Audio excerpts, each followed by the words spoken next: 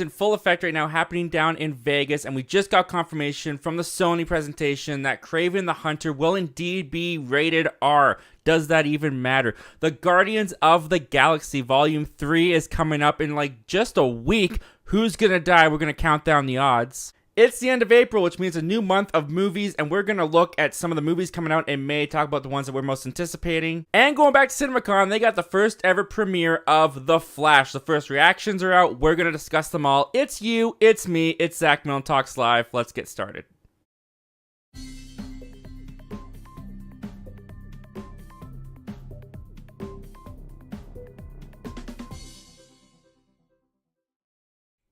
What's going on, guys? Welcome one and all to Zach Milne Talks Live.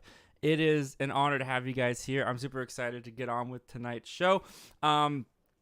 If you were here a couple weeks ago, about 2 weeks ago, I think it was 2 weeks ago, you would have seen, it might have just been a week ago, you might have seen that I was working on changing up the show a little bit, and that is going to affect tonight. So the show might look a little different tonight. I was just thinking, getting kind of tired, kind of stale with the old way that the show was looking. Wanted to give it a facelift, so to speak. So tonight is the new Zach Milne Talks Live. Let me know, guys, what you think of it as we get into the show. But thank you guys for being here. Thank you everyone who's watching live, watching the replay, listening over at the Zach Milne Talks Movies podcast, guys. You can get that podcast anywhere that podcasts are found. Spotify and Apple Podcasts are kind of the best place to get that. Also, if you guys didn't know, we have a subscriber goal for the end of the year on this channel. We want to hit 2,500 subscribers. We are currently 772 subscribers away. That is amazing. Thank you everyone who has joined us over here on the show.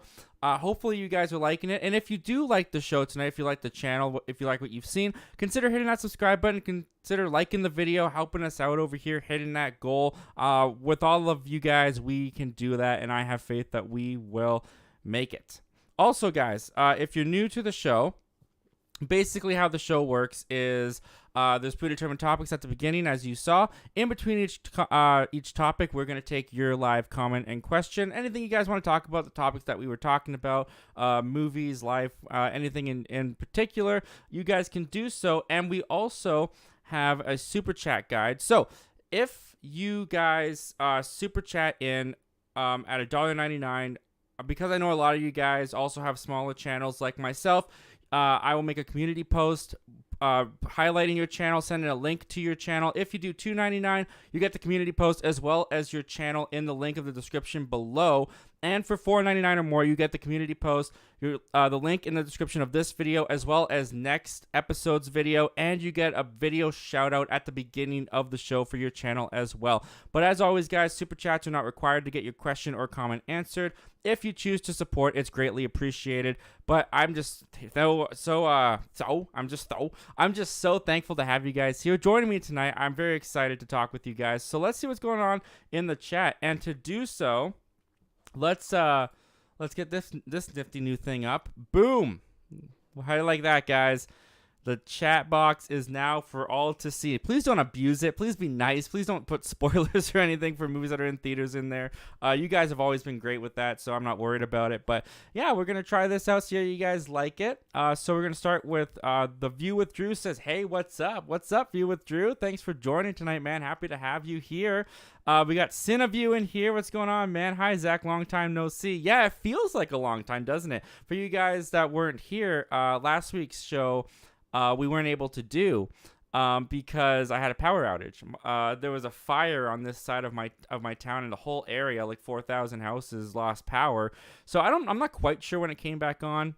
After work, I just went to my parents' place to hang out with my brother because I didn't want to sit alone in a dark house for who knows how long. But I came back around 8:30 and the power was on. So maybe I could have done the show last week. I don't really know, but yeah, it does feel like a long time, doesn't it? But I'm happy to have you guys here. Thank you for joining me tonight. The Filminator. I love that name, and thank you for being here, man. What's up, Zach? Nice Back to the Future shirt, by the way. Thank you. Yeah, this is like one of my favorite shirts. I love this shirt. I love this movie. One of my favorite, if not my favorite movie of all time. Thank you, man. I appreciate that. Gravy X Train is in here. This guy's been incredible. So welcome, Gravy X Train. Thank you for being here. You've been shouting out the channel in your videos. You've been just tweeting me out on Twitter. You've been so and sharing me with your friends, you were saying. So you've just been so kind. I cannot thank you enough for that. Thank you so much, man. That stuff means the world to me. You're amazing. Gravy X Train says, "Hey Zach, thank you for the kind words about my channel." Well, back at you, man. Your audience is so kind, and they've said amazing things in my comment section. Oh, that's awesome. I love to hear that. Thank you guys for going over and supporting Gravy X Train and for being so kind and representing our channel so well. So that's awesome. That's awesome to hear. I love that.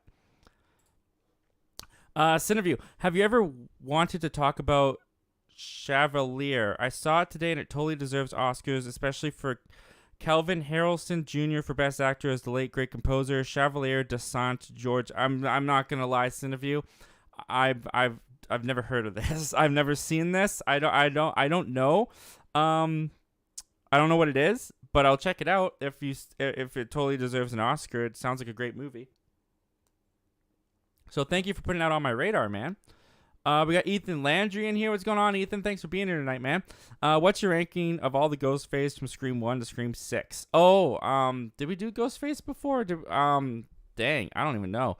I'll put worst to best. I'll put 3 at the bottom, followed by Scream 4, followed by Scream 2, then there's 5.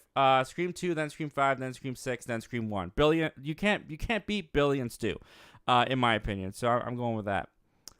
The View with Drew. What's a song you feel gets overplayed in movies? That's a good one. You know, Walking on Sunshine used to be one. That was kind of more in the early 2000s though. So I don't know if you hear that song too much anymore. I'm pretty sure we had I Need a Hero 3 times already this year in the theaters. Is that correct? It was in Shazam. It was in at least another one. We've had it at least twice, maybe. So that one might be getting overplayed, but yeah, the first one that comes to mind is Walking on Sunshine. But actually, I feel like I haven't heard that in a number of years. So we'll have to see. The Geek Ledger. Have you watched the new The Flash trailer? I'm still confused. Who is the lady staring at all the bat suits in the beginning of the trailer? Is that an unannounced Michelle Pfeiffer? I'm not gonna lie to you, dude. First of all, I did see the new Flash trailer. I'm so pumped for this movie, and my takeaway from that, and I might be wrong. I haven't heard anything about this. This is just my speculation. I think that's supposed to be Bruce. I don't know why, but just the way it's paired up with the voiceover and stuff, and they're looking at all the suits. I feel like is it Bruce? Like he maybe he's grown his hair really long and he's been a hermit in his cave. I don't know. That's how I took it at first. But the fact that now you're saying Michelle Pfeiffer, that actually kind of makes a little bit more sense to me. Though that would make more sense to me, and that also gets me a little bit more excited. That sounds awesome. I think it would be. I'm not a fan of Batman Returns. I don't like that movie. Just flat out don't like it. But Michelle Pfeiffer as Catwoman in that movie is pretty cool. Kind of weird, but pretty cool. And I would actually be down to see her again in The Flash. Maybe her and Bruce finally got together. I don't know. They kind of alluded to something like that might be happening at the end of Batman Returns, so we'll have to wait and see. The Geek Ledger says she's got long gray hair. Who else could it be? Yeah, I don't know. I don't know why, but I kind of thought that was like Bruce. I kind of thought that was Michael Keaton, maybe, who's gone through some hard times, and the Flash is gonna pull him back into being Batman. Maybe cut his hair a little bit. But the Michelle Pfeiffer thing might make a little bit more sense. Ethan Landry, do you think Spider-Man should be in Kraven the Hunter? Honestly, I don't see how. It depends on which Spider-Man. If it's Tom Holland Spider-Man, you can't do that. Not that you can't do that, but you're going to have a tough time convincing me that it fits. I don't think Tom Holland Spider-Man is at a Kraven level yet. If it was Toby or Andrew, I feel like it would fit more with Andrew because the Sony Spider-Man-less verse feels more like Amazing Spider-Man than it does Sam Raimi. So it would have to be maybe Andrew Garfield, and that would even be a stretch. I'm kind of in the camp that some other people are in. If this is a Sony Spider-Man-less universe, just have Kraven go after Venom. Like, just leave it as it is. Venom is kind of who you set up as the Spider-Man character in this universe. Have him go after Venom. I honestly think that could be more exciting, to be honest with you. I would like to see Kraven and Venom go at it. I think that would be a lot of fun. Zach Attack Reviews is in here. What's going on, my friend Zach? Hey, everyone. Hey, Zach. Thanks for being here, man. Thanks for joining us. Zach Attack Reviews. Most likely it's Keaton, and then he cuts his hair. See, that's what I was thinking. That's what I was saying before. That was how I interpreted it with at the beginning of the trailer when I was watching it. But now that they're saying Michelle Pfeiffer, that could be kind of cool. But I don't know. But that's how I took it too, Zach. I thought it was just Michael Keaton with really long hair. Gravy X Train, since the Flash trailer 2 came out yesterday, what's your favorite superhero film? Oh, that's so hard. My favorite superhero film. There are so many. I love, like, I adore Spider-Man 2, Sam Raimi's Spider-Man 2. That's one of my favorite movies of all time.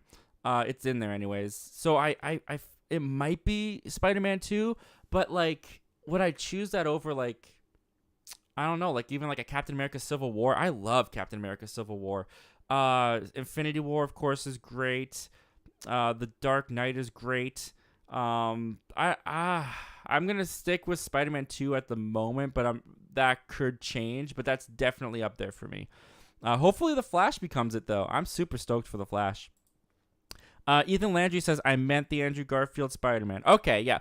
That's who I would feel would fit the Spider-Man that Kraven would go after the most. And if you played in what Andrew brought to No Way Home, where Andrew Garfield Spider-Man is kind of like, he went through a time where he was bitter and he kind of got a little dark, he wasn't pulling his punches, that Amazing Spider-Man I would like to see go up against Kraven the Hunter. That would be cool. I think that could be a really fun story. And then they could find a way to incorporate Kraven's last hunt into that. And I would love to see the scene where Spider-Man gets buried alive by Kraven play out on the big screen. One day, I hope we get that, but that would be super cool. With Andrew Garfield, I think he would kill it.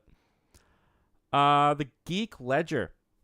My only concern with Andrew Garfield being the Sony Spider-Man is that he already had a Rhino in the Amazing Spider-Man 2, as bad as that character was, and a new Rhino is supposed to be in Kraven. Yeah, we're gonna talk about that in a minute. That's a good point. I guess that, I mean, you could play it like that wasn't the real Rhino. If you wanted to do like a retcon, I think it would be pretty easy to say that what's his name, Paul Giamatti, that was who was Rhino in the Amazing Spider-Man 2, right? I think so. It would be pretty easy to say that Paul Giamatti was just a fake Rhino, like he wasn't the real guy, and it's kind of like how they did with Trevor. Ben Kingsley in the MCU when they introduced him in Iron Man 3, he was the Mandarin, but then they kind of retconned that in Shang-Chi, and the actual Mandarin was there, and he wasn't the Mandarin. I could see them doing something like that, maybe, but honestly, I don't think Andrew Garfield's coming back to the role. I don't think he wants to work with Sony on the Spider-Man films, and if Morbius has taught us anything, or has shown us at least of recently, I don't think Sony has learned any lessons from how they screwed up the Amazing Spider-Man films. So we'll have to see how it all shakes out. Gravy X Train, what did you think of Ant-Man and the Wasp: Quantumania? Well, I have a review on the channel if you want to check it out. No, I'm kidding. I liked it. I didn't think it was amazing. It was very middle of the road Marvel for me. You know, like it was like first of all, I felt like it was pretty on par with Ant-Man and the Wasp. I actually liked it more than Ant-Man and the Wasp, to be honest with you. Liked it a little bit. I liked it more than Captain Marvel. What's some other MC? I think I liked it more than Thor: Love and Thunder.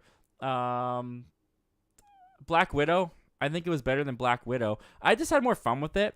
I'm kind of surprised that it's the MCU movie that's getting that, like, all the hate, because I think if that had come out before Endgame, you would have seen this movie in like the 60s, maybe 70% of Rotten Tomatoes with the critics. Because to me, it wasn't any worse than the worst that they've had. And even the worst that they've had for me is still okay. It's still decent. So I like Ant-Man and the Wasp: Quantumania. I'm looking forward to getting it on Blu-ray and watching it again. Cineview. The Flash should be able to be an improvement on Shazam! Fury of the Gods. Oh, please. Because that movie sucked. Terrible writing and bad acting. I hope this movie is better. That's really funny because, like, I wasn't a fan of Shazam Fury of the Gods. I wasn't a big fan. I didn't hate the movie. So to hear you say that like it sucked, terrible writing, bad acting, you hated it more than I did, man. And I'm not gonna blame you for that. The Skittles commercial is kind of where it kind of broke the camel's back for me. I think that part was so stupid, and I've heard people say why they liked it, and I kind of understand why they might like it, but I personally thought it was just stupid, and I did not think it was great. Oh, did a jump there. You guys can now see what I mean when I say do a jump there. Let me know how you guys like this, by the way. I had some people when I was working on this, and I accidentally went live. They would give me some feedback. They were saying they liked it. So now that we're live, let me know what you guys think of the new format, the changes to the show. I want to make sure that you guys are like, yeah, I know change can be hard, but I want to hear you guys' feedback on it for real. Gravy X Train and Spider-Man 2 is a great choice. Thanks, man. Yeah, I mean, like, it's been considered one of the greatest comic book movies ever made for like the past. When did that come out? 2014. Oh my God. No, 2014. I meant 2004. 2004. It has almost been 20 years since that film came out. Wow. It's a 19-year-old movie. That's crazy. Yeah, it's been on people's top for like 20 years. That's crazy. The Geek Ledger. Are you watching the final season of The Flash? They just had the final crossover episode tonight, and the 4-part series finale begins next week. I fell off of the... I loved The Flash on the CW for a lot of years. For a very long time. When did that start? I think that started when I was in middle school. Up until I got about to grade 10 or 11. That was like my favorite show on TV. And then after season 3, which I liked the darker stuff they did in season 3 with Dark Barry. What was his name? I can't remember what the guy's name was. It wasn't Ultron. That's Marvel. Savitar, was that his name? I think it's Savitar, right? I like what they did with Dark Barry and Savitar in season 3, and then I felt like they tried to like make up for that because I guess some fans were not a fan of that with season 4, and they just went full on goofy and kind of light and crazy with the show. And then by season 5, everyone had superpowers, and it was super goofy and light, and they started focusing on the side characters more than Barry, and it just kind of felt like the show got repetitive. I fell off about in season 5. I do plan one day going back and watching the whole series all the way through because I'm curious about how it ends and where it goes, but I won't be watching the final season as it's playing out right now. Maybe like next year or so. Maybe I'll get once I get all the Blu-ray discs, because I have up to season 6. I have Flash season 1 to season 6 on Blu-ray. So once I finish the last 3, because it's season 9, yeah. So 3 seasons. Then one day I'll just sit and binge the whole show. Where are we at now? Zack Attack reviews. Quantumanium was fine. Yeah, it was fine. I mean, it definitely had some issues for sure. I thought it was super weird, and I can see why that would have lost some people. Like the whole Bill Murray thing. People were so mad that Bill Murray was hardly in the movie. The way I saw it, he was an actor that played a role, and then his role was over after that scene. I didn't really care too much that Bill Murray wasn't in the movie all that much, but a lot of people did not like that. But yeah, as for me, I thought it was fun. I enjoyed it. It's a thumbs up for me. I gave it a recommend, I believe, on my review, and I stand by it. I gave it a recommend. The Greek Ledger. My take. Sony should end their live-action Spider-Man movies and give Marvel complete control over live-action. Still produce and release the movies, though, and focus on the animated Spider-Verse. Yeah, Sony ain't going to do that. Sony ain't going to do that. I mean, I understand as a fan why you'd want that. I mean, it would be fantastic. Sony ending their Spider-Man movies, giving it to Marvel, giving them complete control over the live action and stuff like that. But you got to think on the business side of what Sony's losing there. I mean, yes, Morbius was a flop. It was not beloved, and it did not do well. Venom made like $800, I think. $800 million. Venom made like $800 million at the box office. It almost made... I think it actually got closer to the $900 million mark than it did the $800 million mark when all was said and done. Sony's not giving that away. Sony's not giving that money away. We'll see what happens as they go forward, because Venom Let There Be Carnage is an asterisk because it was the pandemic. Even Morbius was a little bit of an asterisk. The pandemic there was still some places that were shut down. We'll see how Kraven does. We'll see how Madam Web does. We'll see how the rest of their stuff does. If they start losing money on those movies, then maybe there's a possibility they make a deal with Marvel and give all the stuff back. But as it is right now, not a chance. Not a chance. They're not giving away that money machine. Ethan Landry, my new favorite Ghostface was the detective guy. I'm not gonna get into that, but I kind of saw that coming. I'll just say that. Zack Attack reviews. Damn, the Fury of the Gods hate. I thought it was great. I'm glad you thought it was great. Like the thing about the movie is I can see why people would not have the issues that I have with it. Like, absolutely. Like there was some fun stuff. Jack Dylan Grazer. I still say this to this day. Jack Dylan Grazer stole the show. Anytime that I was having a good time on the screen and laughing, it was with Jack Dylan Grazer's character of Freddy. He was fantastic. I just had a big disconnect this time around with how Zachary Levi played Shazam and Asher Angel played Billy. It did not work for me. I felt like every time they switched, I felt like I was watching a different movie. Like the movie just felt all over the place to me. I broke it all down in my review as well as I think I could. So if you want to hear my full thoughts, you can watch that. But yeah, I'm glad you liked it though, Zach. Like honestly, I wish I had liked it. I'm the loser here. You're the winner in this scenario. The Geek Ledger. Like, there's supposed to be an animated Spider-Ham TV show and an all-woman animated Spider-Verse team-up movie. Yeah, they are going full head first up to their heels in the Spider-Verse. They are taking full advantage of that thing. And I think there's a little bit of a worry of it being played out. That's just me. Though. We'll see what ends up happening once all is said and done. But yeah, there's that Spider-Woman show coming out. Silk is coming out. They said they want to do a Spider Noir series. Yeah, they're doing a lot with the Spider-Verse, and we'll see how it goes. Ethan Landry. Yeah, no worries, man. No worries. GM Light. Well, thanks for joining us tonight, GM Light. Thanks for being here tonight. Fully ready to adore the Flash movie. Do you think Ezra will hurt the movie's overall legacy, though? That's tricky because that's kind of a time will tell type of thing. So I think at the moment, no. I feel like, honestly, if I went out and asked my wife, who's in the other room right now, if I asked her, hey, do you know what's going on with Ezra Miller? She'd say, who? She has no idea what's going on with Ezra Miller. And I think that's a large majority of the general public. I think a lot of the reason why, and especially this last trailer, they are playing heavily into the Michael Keaton is back as Batman aspect. I mean, half of that Flash trailer that was released yesterday just looked like a Batman Returns sequel. It was crazy. It even started out with Batman. It didn't even. I don't think it started out with Flash. I'm pretty sure it started off with Batman. So they're playing full head first into that, and that's what they're marketing to. They're marketing to those people that grew up with Michael Keaton as Batman. They're playing off of that nostalgia. So I could see people going to see I think the Flash is going to do very well, by the way. I could see people going to see the Flash just because they hear Michael Keaton's back. Then they watch the movie, they see Ezra Miller play the Flash.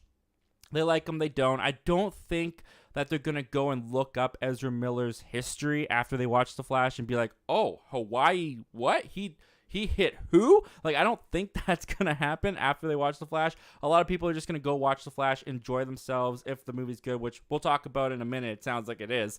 And then they're going to go home and just forget about it or talk about it with their friends. They're not going to focus on Ezra Miller. Now, because Ezra Miller hasn't had his trial dates yet, they're set up. There's a number of stuff that's set up, but depending on what happens with Ezra Miller down the line, how bad it truly is, how bad it truly got, what comes to light once he's fully tried, then we can look back and see if people really won't watch The Flash. But then you can sorry, I'm spending a lot of time on this comment, but this is the last one I'll say. You can also look at it as Unusual Suspects, right? Kevin Spacey definitely put a taint on that movie for some people, absolutely. But people still love Unusual Suspects. They still say it's a classic. People still revisit it and find it. So we'll have to see what happens. But as of right now, I'm going to say no. That's my answer to that's my very long answer. The Filminator, a new trailer for the Transformers Rise of the Beast comes out tomorrow. What's your quick ranking of the Transformers 1 through 5 with Bumblebee? I'll put Bumblebee at the top, then followed by the first Transformers, then followed by Transformers Dark of the Moon, then followed by Transformers 2. This is when you're getting into the crap, though. And then The Last Night, and then Age of Extinction. I can never watch Age of Extinction ever again. I felt like that movie theater experience was an eternity. I hated that movie so much. Zack Attack Reviews to save my butt right here. Savitar. It was Savitar. Okay. I'm kind of happy I guess I got that right. The Geek Ledger. The 4-part finale is supposed to delve into original Reverse Flash's origin and the final battle of Flash and Reverse Flash and the war for the Speed Force. They're still doing Reverse Flash, huh? I mean that's fair. I liked Reverse Flash. He was probably the best villain. I don't know. I liked Zoom. Season 2 was awesome of The Flash. I got to watch that again because it's been a while. But Zoom was great. When spoiler alert for anyone who hasn't watched the Flash series, when Zoom killed Barry's dad, puddle of tears from me, dude. That, I will never forget watching that for the first time. I come back from youth group. It was Tuesday night. That was when I always watched The Flash with my dad, and I went to bed in tears. Man, that scene was good. Oh, that show was so good back in the day. That's crazy, though. The War for the Speed Force. Interesting. I'll have to catch up on that. Zack Attack Reviews. Arrowverse doesn't get enough credit for holding down DC live action. They did Multiverse better than everybody else. Dude, I remember when Crisis on Earth X, the big crossover event, came out. And it was DC Legends, and it was Arrow, and it was Supergirl, and it was Flash. And I remember it was the 4-night event, and watching that play out, I remember thinking to myself, like, okay, Marvel has a really good cinematic universe in the movies. DC has the best cinematic universe on TV right now. That was their peak. Crisis on Earth X was the peak of the CW universe. I loved that crossover. That was so freaking good. Zack Attack Reviews. I think Ant-Man 3 just needed a better script. Yeah, there was definitely some stuff they could have done in the script that could have tightened it up, made it a little bit better. I do think that it was a really good introduction to Kang still. I really liked Kang in the movie. I just feel like they focused more on the character of Kang than they did the character of Ant-Man. You know? They gave Cassie and Scott Lang a very generic, stereotypical angsty teen and her father relationship that it was fine. It wasn't great. I did like the girl who played Cassie, though, and I loved MODOK. And I know a lot of people didn't, and I'm in the minority, but I loved MODOK. Zack Attack Reviews. Venom made $870 million, and Venom, I'm guessing that's Venom Let There Be Carnage. Venom Let There Be Carnage made $700 million? Really? That's impressive, especially considering the pandemic and everything that was going on.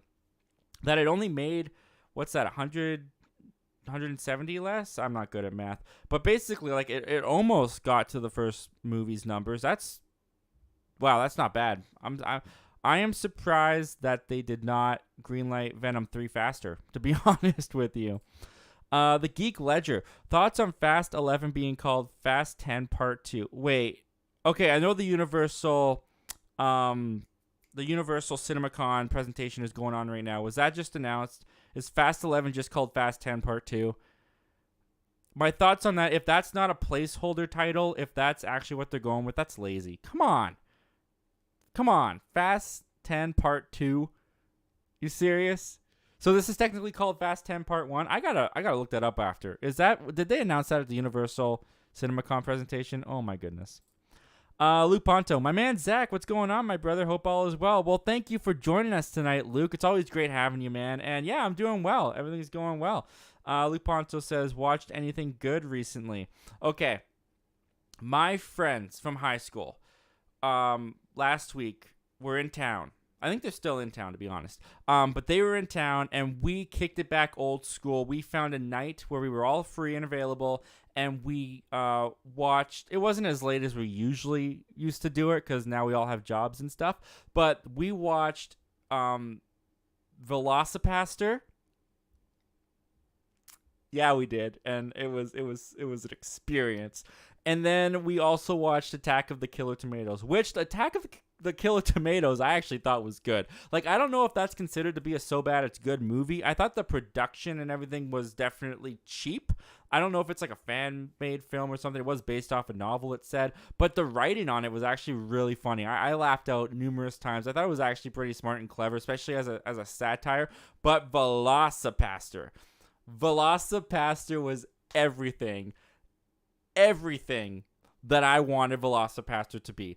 It was cheap, and it totally knew it was, and it played into that, and it was bad at times, but it kind of had this feeling like it knew that it was bad. The film literally starts off with this guy leaving church. His parents are in the middle of the road waving next to the car, and they go back to the guy leaving the church. They come back. The vehicle, the parents are gone. It's just the road, and in its place is text that reads VFX car explosion. That was how the movie started. We had a hoot. We had such a good time watching Velocipaster, and Velocipaster 2 is in production. We're stoked. Velocipaster was what it needed to be, and I was so happy. Luke Ponto, I did not mind Quantumania at all. Me too, man. Like, I remember watching your review and being like, yeah, same. Like, I just didn't really get what people were so mad about. Fast 10 Part 2 equals laziest title ever. It's pretty bad. It's pretty bad. I'm pretty sure that like, what, they come up with that like in 2 seconds? That take you 2 seconds to come up with? It was pretty ridiculous. The Geek Ledger, they're bringing back all the Speedster villains for the finale. All of them. Reverse Flash, Zoom, Godspeed, Savitar, etc. All of them versus Flash, Jesse Quick, Jay Garrett, and Barry's future kids. Wow. A lot has happened since I left the show. They bring back Zoom, Godspeed, and Savitar. You know, you kind of got me with the bring back Zoom and Savitar. I'm kind of into that. The View with Drew, out of the original members of the Guardians, who is your favorite? Probably Rocket. Rocket is one that I also like Drax. Drax is a really good comic relief. I'm going to go with those two. Luke Ponto, I watched the new Children of the Corn movie, and it was bad. Oh, I'm sorry, man. You're not having the best luck with some of your horror remakes this year. The Filminator, The End of the Furious, title fixed. Yeah, I mean, at least it seems like there's more thought put into it than part 2 of 10. The End of the Furious, not bad. The Geek Ledger, also, they announced the title for Saw 10. It's Saw X. I will say, lazy title aside, I remember watching the original Saw when I was 10 years old. I was immediately hooked. I've never seen a Saw movie. I don't know. As a kid, I always heard that they were just kind of like torturous, and I don't like torture stuff. People getting tortured, not my thing. Never seen a Saw movie, but I heard the first one's really good because it's James Wan. So maybe I'll check that one out in the future. But I don't know if I could watch any of the other Saw movies. Saw X. I thought there was more than 10. Luke Ponto, I rewatched Scream 6 and The Black Phone today, and they're still just as awesome as I remember. I gotta watch Scream 6 again. My friend was over. As I mentioned before, and he had never seen the Scream movies. He'd only seen Scream 5, so we watched Scream 1 through 4 with him, and that was fun. So we got to watch Scream 6 with him, too. Toxic Gamer 331. Olo. I love the Megamind reference, man. Thanks for joining us tonight, Toxic Gamer 331. Ryan Smith, thanks for joining us tonight, Ryan. Thanks for being here. You should get Film Stocked on the show. Dude, Film Stocked, I wish. He's getting pretty big. What's he at now? Is he at 15,000 subscribers, I want to say? Gets hundreds of views on his live streams, thousands of views, I think, on his videos. Yeah. I mean, if Film Stock ever wants to come on the show, absolutely. Film Stock is welcome to come on the show. I'd have to get in touch with him. I'd have to speak to him for the first time ever. But and I also have to figure out, I still don't know how to get guests on OBS. I guess I would have to do a show on StreamYard to have a guest if I wanted to. But we'll see. GM Light, any predictions with the death in Guardians? Well, it's funny you asked that. We're going to talk about that a little bit later tonight on the show. Geek Ledger, The Fast and Furious, The Final Ride. That's good. I actually like that one. That's not bad. Ryan Smith, Rocket Will Die. I'll give my thoughts on that, Ryan. I'll give my thoughts on that. Toxic Gamer 331, I debuted your wrestling character today in one of my videos where you were facing other YouTubers that talk movies, including me too. That's awesome, man. How'd I do? For you guys that don't know, Toxic Gamer 331, I shared it on the community post. He made me as a wrestler in his wrestling game, which is so awesome. So, yeah, that's awesome, man. How did I do? Geek Ledger or Fast and Furious 1 Last Ride. I kind of like the final ride. I feel like that. Well, they always do say one last ride, so maybe that would work with the franchise a bit more. Either one's good with me. GM Light at the Geek Ledger. That would be such a great title for Fast 11. Such a missed opportunity. Yeah, it's not too late, Universal. Listen to Geek Ledger. Change it. Luke Ponto. Scream 6 is on Paramount Plus now, so we're going to do a watch along sometime in May if you're down to do it. Yeah, hit me up with the details, hit me up with the schedule, and we'll see if we can make it work, man. Thanks for the invite. Toxic Gamer 331, and we're facing each other for the movie talking championship. Ooh, it's getting intense, man. I'm rooting for Zach, rooting for him. The Geek Ledger or Fast and Furious, The Last Lap. The Last Lap. I'm not on board with that one. That one just kind of makes me laugh. I like One Last Ride or The Final Ride, but One Last Lap, that's pretty good. I think Ryan Smith liked it too. He's saying LOL. All right, guys, now that we're caught up and everyone's here and we're having a great discussion, conversation, let's move on, guys. Let's talk topic number one. And topic number one, all right, topic number one is going to be this, guys. So, at the moment, Cinemacon, it's going down in Las Vegas right now. I believe they did the Sony presentation 2 nights ago. And, you know, Sony, they've kind of had a little bit of a hit and miss with their Sony Spider-Man-less universe going on. Venom, a lot of people liked it. It was definitely successful in the box office. I personally don't like that movie. I don't think it's very good. That's just me personally. Venom, Let There Be Carnage, I can honestly say I enjoyed more. I thought it was more fun, it played into the goof a lot better. I can actually say that movie's okay. I enjoyed watching it. Then we got Morbius. Everyone knows how we feel about Morbius. I think it's universally known that it's not very good. It's become a meme more than a movie of itself. So, coming up next in this Spider-Man-less universe that Sony's trying to do is Kraven the Hunter. Now, Kraven the Hunter, we have not really gotten much information about up until this point. It was announced, I think a year ago or so. We got some set photos that were leaked maybe a couple months ago, but it has been dead quiet on Kraven the Hunter for a very long time until Cinemacon 2 days ago. Because at Cinemacon 2 days ago, they announced that they are officially making Kraven the Hunter rated R. And they also showed some footage, which I'm going to read from the Hollywood Reporter. They kind of broke down some of the footage. Also, guys, I want to give a little bit of a warning. In the Hollywood Reporter, the villain of the movie, which they revealed at CinemaCon, is going to be the Rhino. The actor gave some comments in the Hollywood Reporter that I found interesting because they didn't feel like he was supposed to say them. It felt like he said a little bit too much about this movie. So if you want to see that as a spoiler, I'm just giving you the warning right now. If you don't want to hear anything about the villain or anything about the movie, the actor I feel is a little loose-lipped. So let's just get into these quotes about what they saw at CinemaCon. The footage shows Kraven stopping a caravan of poachers and quickly killing the 6 of them, including by biting one man and spitting out part of his skin to the camera. Okay, that sounds R-rated. And it sounds pretty awesome.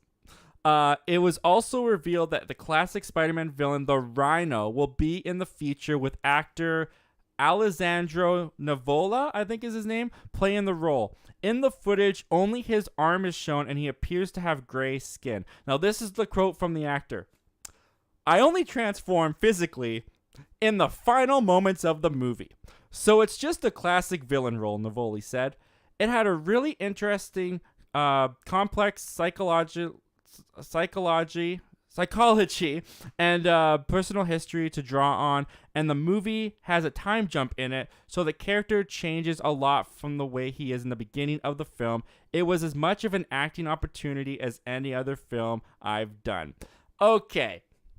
Okay, Navoli. Okay. I only transform physically in the final moments of the movie. Okay, so you probably, I don't know, don't necessarily want to tell us how the end of the movie is gonna go. I found all of that very strange, and the reason why I chose to include that quote into this segment is because it just, from that one quote alone, it kind of feels like Sony's just doing the same stuff that they've been doing with this universe already. Morbius, I do not believe, was the movie that the director or any of the cast set out to make. Morbius, to me, feels very heavily messed with in the post-production part of the filmmaking process. I feel like the movie they gave is not what was probably scripted or at least not entirely what they wanted to do. Time jumping in Kraven the Hunter, the villain not transforming until the end of the movie, probably the final act. We're finally going to get to see Rhino. It just feels Amazing Spider-Man 2 to me. It reminds me a lot, actually, hearing this. It kind of makes me flash back to Dane DeHaan's Green Goblin in Spider-Man 2. Now, I'm not saying that the movie is destined to be awful. I'm not saying that. I'm just kind of saying, for me, because I've seen a lot of people, they are very, very, very, very excited about Kraven the Hunter being rated R. And from the description of the footage that they showed, it definitely seems like they're going to be doing a lot with that R rating, especially with the violence and the action. It all sounds awesome. But if you don't have a good story, if it's not structured very well, if the movie is bad, this R rating doesn't mean anything. And that's why I'm not excited for Kraven the Hunter still, even with this R rating. The Sony Spider-Man-less universe has not won me over. It hasn't shown me why I should be excited. Like I mentioned before, not a fan of the Venom movies all that much. Morbius wasn't that great. This is their fourth outing in this universe, and it's hardly even worked for me.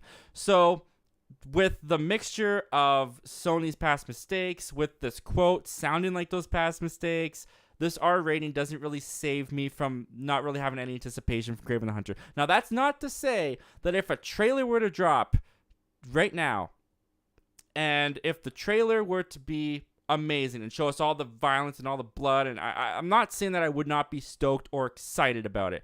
I'm just saying the R rating, to me, kind of feels like a smokescreen.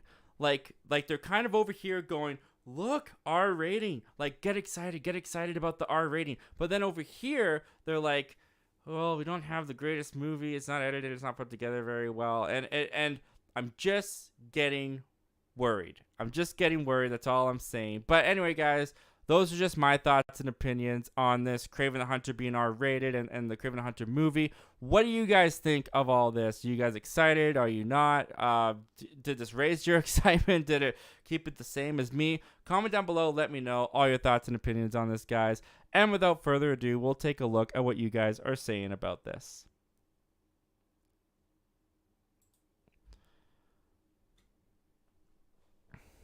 All right. Let's see here. What do we got? We got the Geek Ledger. Fast and Furious checkered flag. LOL. Checkered flag.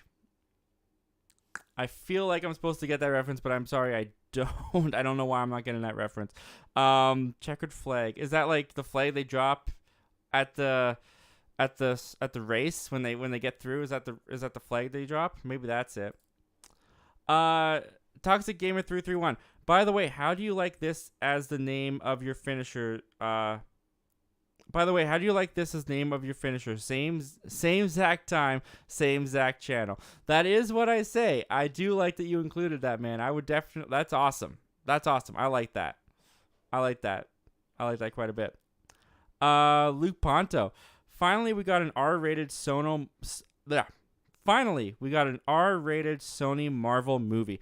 Yeah, I mean, I guess, finally. But at the same time, I don't know. It just feels... I feel like I would be more excited if their movies had played better for me up until this point. I feel like if we had, in my opinion, this is all my opinion, an awesome Venom movie, followed by an awesome Venom sequel, followed by an even better Morbius, then I would get a little bit more excited once we got to an R-rated movie of this. But because it just to me,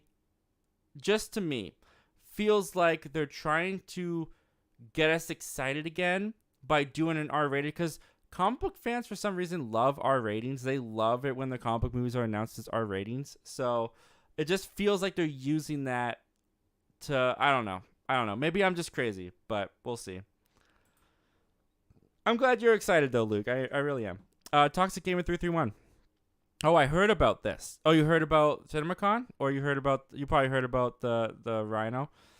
GM Light. I definitely think making Kraven rated R is a step in the right direction. I had literally zero hype before they said that. Hey, see, I'm glad, man. I'm glad, and it proves that that they know what they're doing, because they definitely, I'm sure they see the memes of Morbius. They see what the fan community thinks of Morbius and what they think of their universe at this moment. I'm sure that they are looking at Kraven and they're like, how do we get them on board? How do we get them back? And they do an R rating. And for people like you get hyped. You get super hyped for it. I wish I could have more faith in it than just, because if you just have awesome bloody action scenes in your movie, but you don't have a good story and it's not a good movie. And again, I'm not saying that Kraven is destined to not be a good movie. That's just been my experience. That's the pattern that I've seen from this Sony universe.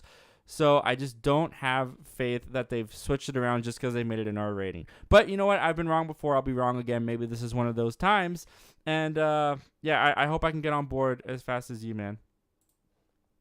Luke Ponto. I think Sony finally learned their lesson. I don't have the same confidence. I don't feel the same way. I don't feel like the lesson has been learned. I truly hope that it has been, but I don't know. The View with Drew. Do you dislike both live action representations of Venom?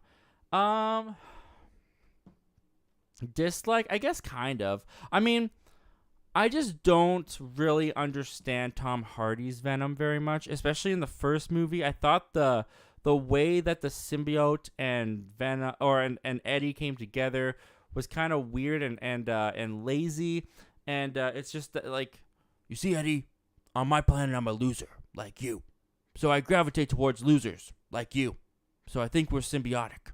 And it's like, really, that's your answer? That's what you're going with?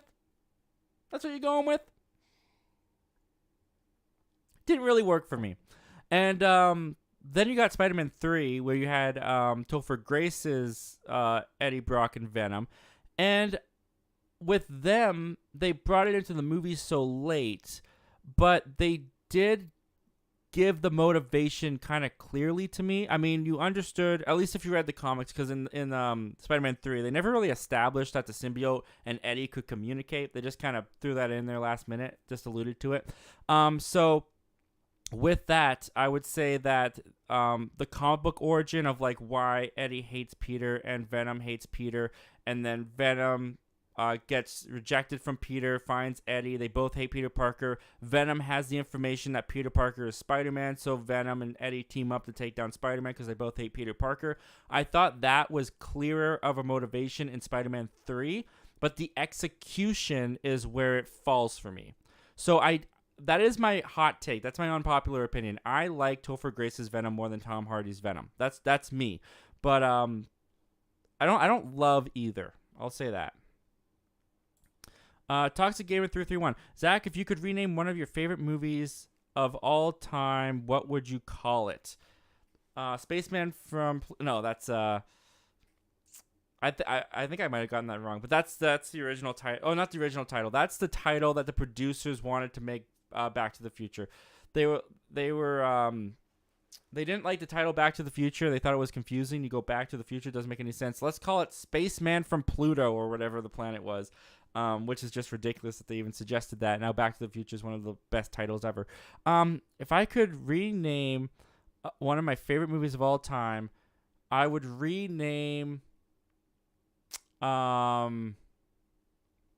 No, because the thing is that the titles that I would give are worse. Like Jurassic Park, Dinosaur Island. Like, how B-movie does that sound? Or Jaws, Shark Attack. That sounds awful. Um, The Empire Strikes Back, Darth Vader Returns. Yeah, no, I think a lot of the movies that I love, they have good titles. I'll just say that. Um, it's not any. Oh, okay.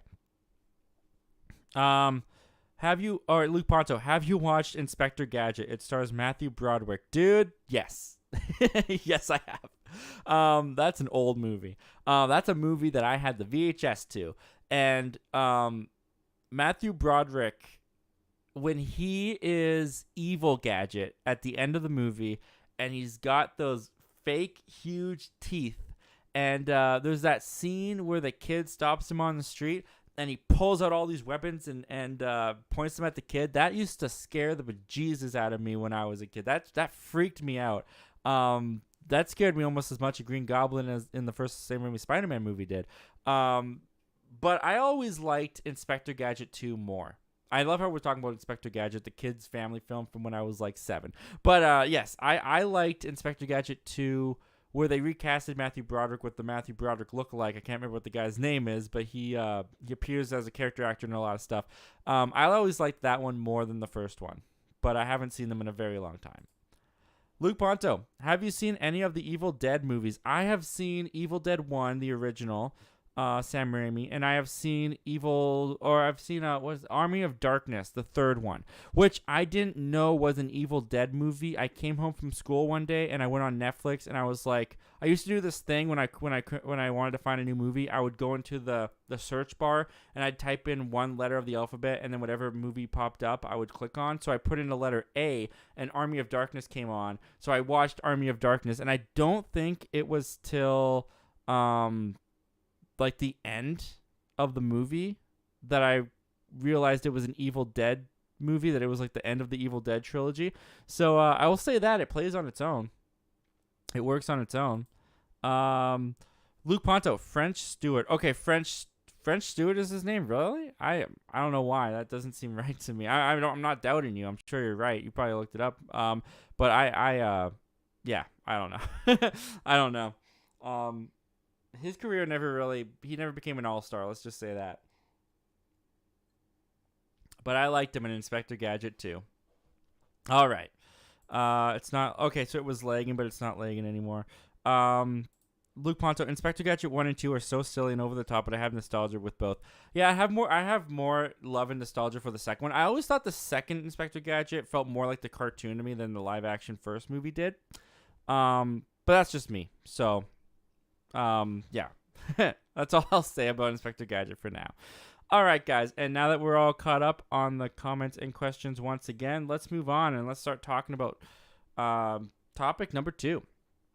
So topic number 2, guys, is this.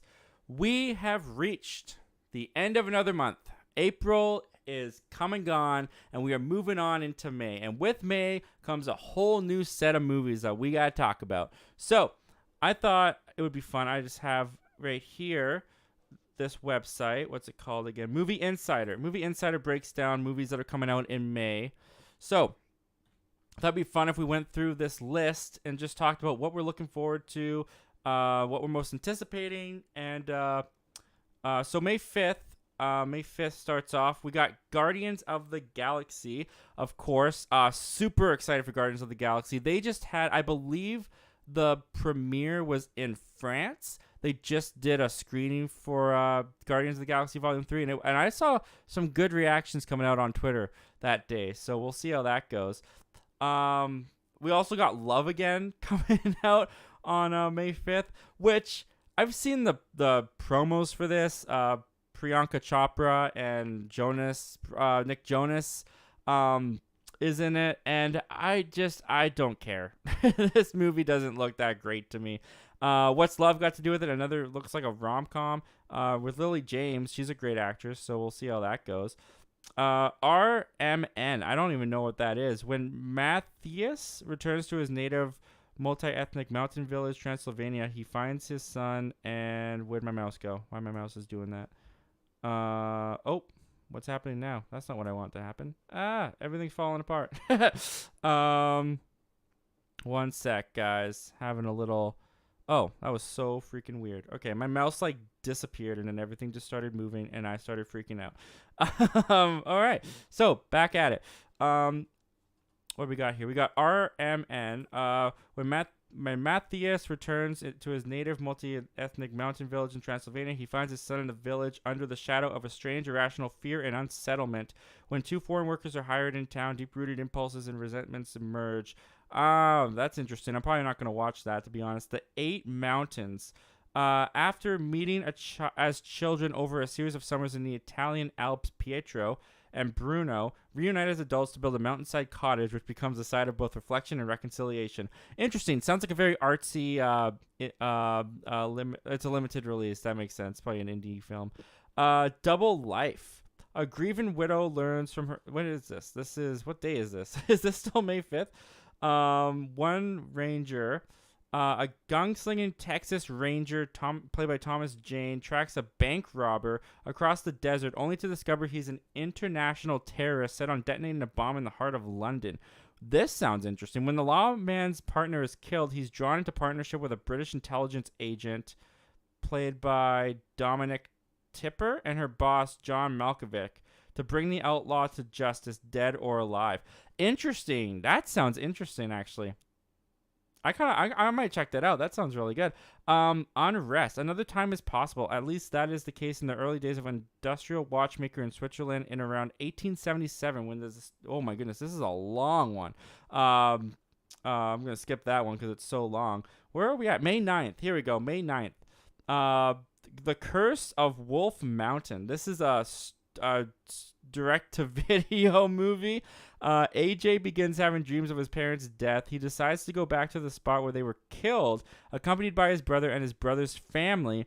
But legend has it there is something mysterious roaming these woods, and it might still be there. That sounds like a movie I'll watch with my friends one night again. The Tutor. I've heard about this. This is a Noah Schnapp's movie. This is a Stranger Things kids movie. A professional tutor who, after being given an unexpected assignment at a remote manor, finds himself battling his disturbed students, played by Noah Schnapp, obsessions that threaten to expose his dark secrets. That's going direct to video too. Oh man, I thought that was like a theater movie. I just lost all interest in that, knowing that it's direct to video. Knights of the Zodiac comes out on, this is May 12th. When a headstrong street orphan, Syra, in search of his abducted sister, unwittingly taps into hidden powers, he discovers he might be the only person alive who can protect a reincarnated goddess sent to watch over humanity. Can he let his past go and embrace his destiny to become a Knight of the Zodiac? Interesting. I doubt my theater is going to take that movie, to be honest. Hypnotic. This is Ben Affleck's new movie. This is described as a grounded cop thriller with sci-fi elements. Oh, I want more. I just recently heard about this movie, and it sounds kind of cool. I don't know why they don't give us more in that. Then we get Book Club, the next chapter. I think this is still May 12th. I never saw the first Book Club. I heard the first Book Club was actually pretty good, though. I heard it was pretty funny, but I don't know if I'm gonna ever watch the sequel. Rally Road Racers. Okay, so May doesn't look great. I'm just going to throw that out there. May doesn't look that great. What is this? What even is this? Zai. It got J.K. Simmons in this? What? Zai. I don't know how to say this. A rookie race car driver gets the opportunity to compete against the reigning champion of the rally car circuit, with help from a former driver turned mechanic. Zahai must overcome treacherous terrain, rival racers, and unexpected obstacles to prove he has what it takes to be the next great racer. Next, no disrespect to that movie, but not that interested. This is a Netflix film, Black Knight. In a dystopian future devastated by air pollution, the survival of humanity depends on the Black Knights, and they're far from your average delivery men. Interesting description. See, the thing with Netflix movies for me, I don't have much faith in them. 9 times out of 10, they suck. They're just not good movies, unfortunately. So, it sounds cool, but it's ultimately probably going to let me down because it's on Netflix. Crater, a coming-of-age story about a boy growing up on a lunar colony who takes a trip to explore a mysterious crater with his 4 best friends. That sounds kind of cool. Disney Plus. That comes out on Disney Plus. Sean Levi. Okay. I like Sean Levi. That's interesting. Dan Levine. All right. I might actually check that out. The Mother. Are we still on May 12th? What day are we on? I don't even remember. The Mother. An assassin comes out of hiding to protect the daughter she gave up years before. Sounds awesome, but again, another Netflix film. I don't know if I can get excited about that. But Blackberry. What the heck is Blackberry and why is it rated R? A biopic on the business relationship between Blackberry co-founders Mike Lazadis and Jim Balsillie. I've never heard those names before in my life. They're making a Blackberry movie? And it comes out in May. It's a limited release, so it probably doesn't come out until, like, I don't know, June, July. Fool's Paradise. What's this? This is also a limited release. Charlie Day's in it, though. A mute simpleton gets off a bus in Los Angeles and by happenstance suddenly rises through the Hollywood scene. Oh, wow. I don't know why they got me excited, but that actually sounds kind of fun. A mute simpleton gets off a bus in Los Angeles and by happenstance suddenly rises through the Hollywood scene. I love movies about Hollywood and people rising up in Hollywood, so that could actually be pretty fun. The Starling Girl. What is this? The Starling Girl follows 17-year-old Jem Starling, who struggles to find her place within her fundamental Christian community in rural Kentucky. Even her greatest joy, the church dance group, is tempered by worrying that her love of dance is actually sinful. And she's caught between a burgeoning awareness of her own sexuality. Okay, interesting. Next. That looks like this I'm psyched about. This I'm excited about. Still, a Michael J. Fox movie. I'm super stoked for this. The film, which will incorporate. When does this come out? What day does it? What day am I on? The film, which will incorporate documentary, archival, and scripted elements, recounts Michael J. Fox's extraordinary story in his own words. The improbable tale of an undersized kid from a Canadian army base who rose to the heights of stardom in the 1980s Hollywood. The account of Fox's public life, full of nostalgic thrills and cinematic gloss, will unspool alongside his never-before-seen private journey, including the years that followed his diagnosis at age 29 with Parkinson's disease. Intimate and honest and produced with unprecedented access to Fox and his family, the film chronicles Fox's personal and professional triumphs and travails and explores what happens when an incurable optimist confronts an incurable disease. I am so excited. Aside from Guardians of the Galaxy Volume 3, this is my most anticipated movie. This is my second most anticipated movie of May. I got to get Apple TV again just to watch this. I love Michael J. Fox, and this sounds fantastic. So I'm really looking forward to seeing this. It Ain't Over, a documentary on Lawrence Peter Yogi Berry, one of the baseball's greatest. I'm not a sports guy, so that might get someone excited out there. I'm just going to skip to some bigger ones. I don't know what half of these things are. Coming out May 19th, this is another big one. We got Fast 10. Over many missions and against impossible odds, Dom Toretto and his family have outsmarted, outnerved, and outdriven every foe in their path. Have they ever? Sometimes to unrealistic possibilities.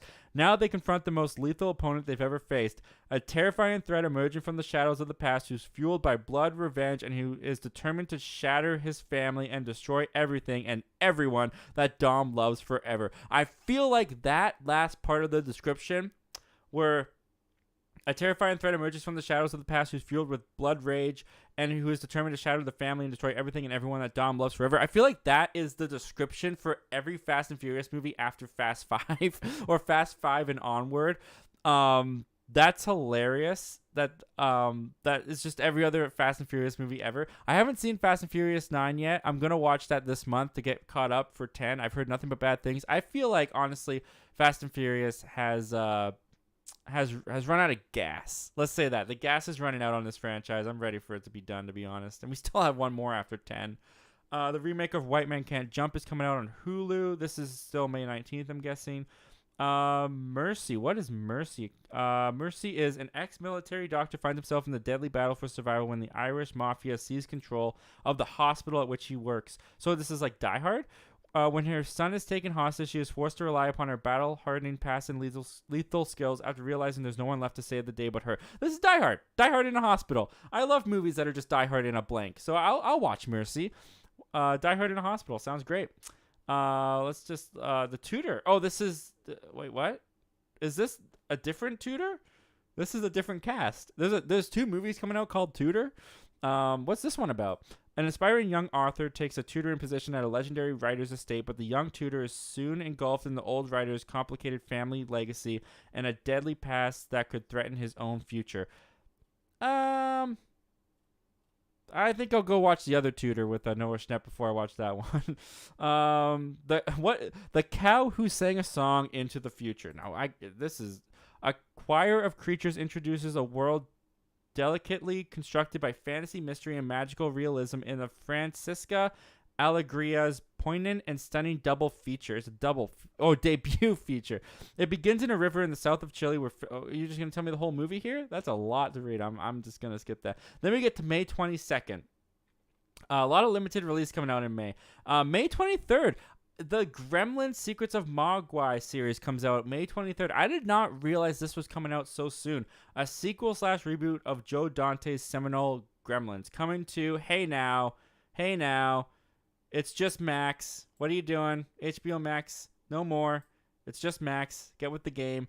I mean, we talked about this a little bit a couple weeks ago, or not last week, a couple weeks ago. I don't care. I don't care about this show. It doesn't look good to me. Then we get to May 24th, coming out on Hulu. It's a series coming out on Hulu called The Clearing, a gripping psychological thriller about a religious cult wreaking human havoc, blurring the lines between past and present, reality and a nightmare. A woman is forced to face the demons of her past in order to prevent a cult from gathering innocent children into the future. That sounds dark. I probably won't be watching that, but it sounds kind of interesting. May 26th. This is when we get The Little Mermaid. The Little Mermaid. A young mermaid gives up her life in the sea to gain the love of a prince. Now, I was excited for Little Mermaid. I was excited for this movie. I thought the stills that were coming out and the first original teaser trailer I really liked of The Little Mermaid. Everything that I've seen of recently, aside from the posters, because there's been some really good posters for this movie, my excitement for this movie has really gone down. I'm hoping it's unfinished, but the CGI, there's something about the CGI in this movie that it looks gross. It looks so fake and phony to me that I just get immediately sucked out the minute that the trailer plays. I don't think they've been good trailers, to be honest. At least I haven't enjoyed them. I know some people do.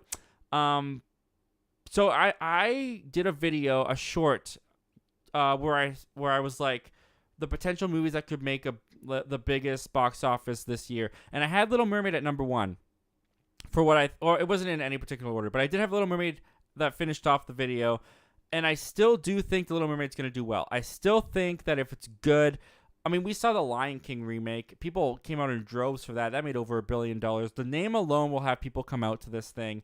Whether or not it'll be good, I don't know, but my faith in this has gone way down. I'm not nearly as excited for Little Mermaid as I once was. The Machine, Mob King, limited release, Blood and Gold. That's basically all the white balls on a wall. What? White balls on walls. The slogan, "Meet the icons of modern art," needs to be scrapped off the glass walls of something Amsterdam's museum. Oh, okay.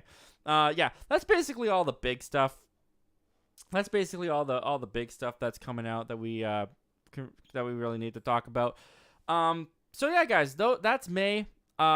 May is definitely not as stacked as March. A little bit more stacked than April. After May, though, June, July, all that stuff is going to get crazy. And I guess it all kicks off with Little Mermaid at the end of May. But what do you guys think of these May releases? Which one stuck out to you? Which one are you most excited about? Comment down below. Let me know all your thoughts and opinions. And without further ado, let's take a look at what you guys are saying in the chat. We got to go up. Let's see what we got here. We got Toxic Gamer 331. I have nostalgia with Tim Burton Batman movies. I like the first one. I like Batman 89. I think Batman 89 is good and fun, and it's just Batman Returns. It just gets I don't know what's going on. I don't know what's going on in Batman Returns. Why is the Penguin in the sewer? Why is Catwoman's like why is she actually eating a bird? Like she is a cat. Like why do cats licking her make her come back to life? There's just why does the Penguin have an arcade machine that he can then take over the Batmobile with? There's so many questions in Batman Returns that I have that it just takes me out completely. I think it's a completely goofy, ridiculous movie, but I do like 89. I like Batman 89. Lou Ponto, Guardians Volume 3 is going to be incredible. Calling it, dude. all the stuff that people have been saying about it that saw it. I think it was France. I think it was a France premiere. Everyone that's seen it from there who's tweeting about it says that it is, and I have faith in James Gunn. I have no doubt that it's going to be a great time. I cannot wait. It's going to tear our hearts out. And we're going to talk about the Guardians in a minute here, but it's going to tear our hearts out. That's going to be a tough one.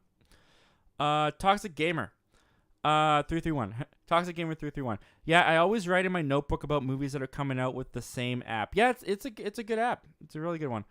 Michael 101591's in here. Well, thank you for joining us tonight, Michael 101591. Thanks for being here, man. Hey, Zach, how you doing tonight? Doing pretty well. Got the new show going. Got the new format. You guys are all here. We're having a good time talking movies. I'm having a good time. I hope you guys are too. Toxic Gamer 331 says The Little Mermaid. Are you most excited for The Little Mermaid? Luke Ponto says Hypnotic sounds cool. It does sound pretty cool. And I only found out about it like a couple days ago. I didn't know that Ben Affleck had another movie coming out this year. So, I mean, that's 3, right? He's got Air, he's got Hypnotic, and then he's got The Flash. So, Ben Affleck's having a good year this year. Good for him. Luke Ponto, Fool's Paradise is coming out in May. It's a directorial debut for Charlie Day. Oh, Charlie Day's going to direct it. Okay, I thought he was starring in it. That's really cool. Luke Ponto, Charlie Day is such a good actor that I don't feel like enough people give credit for.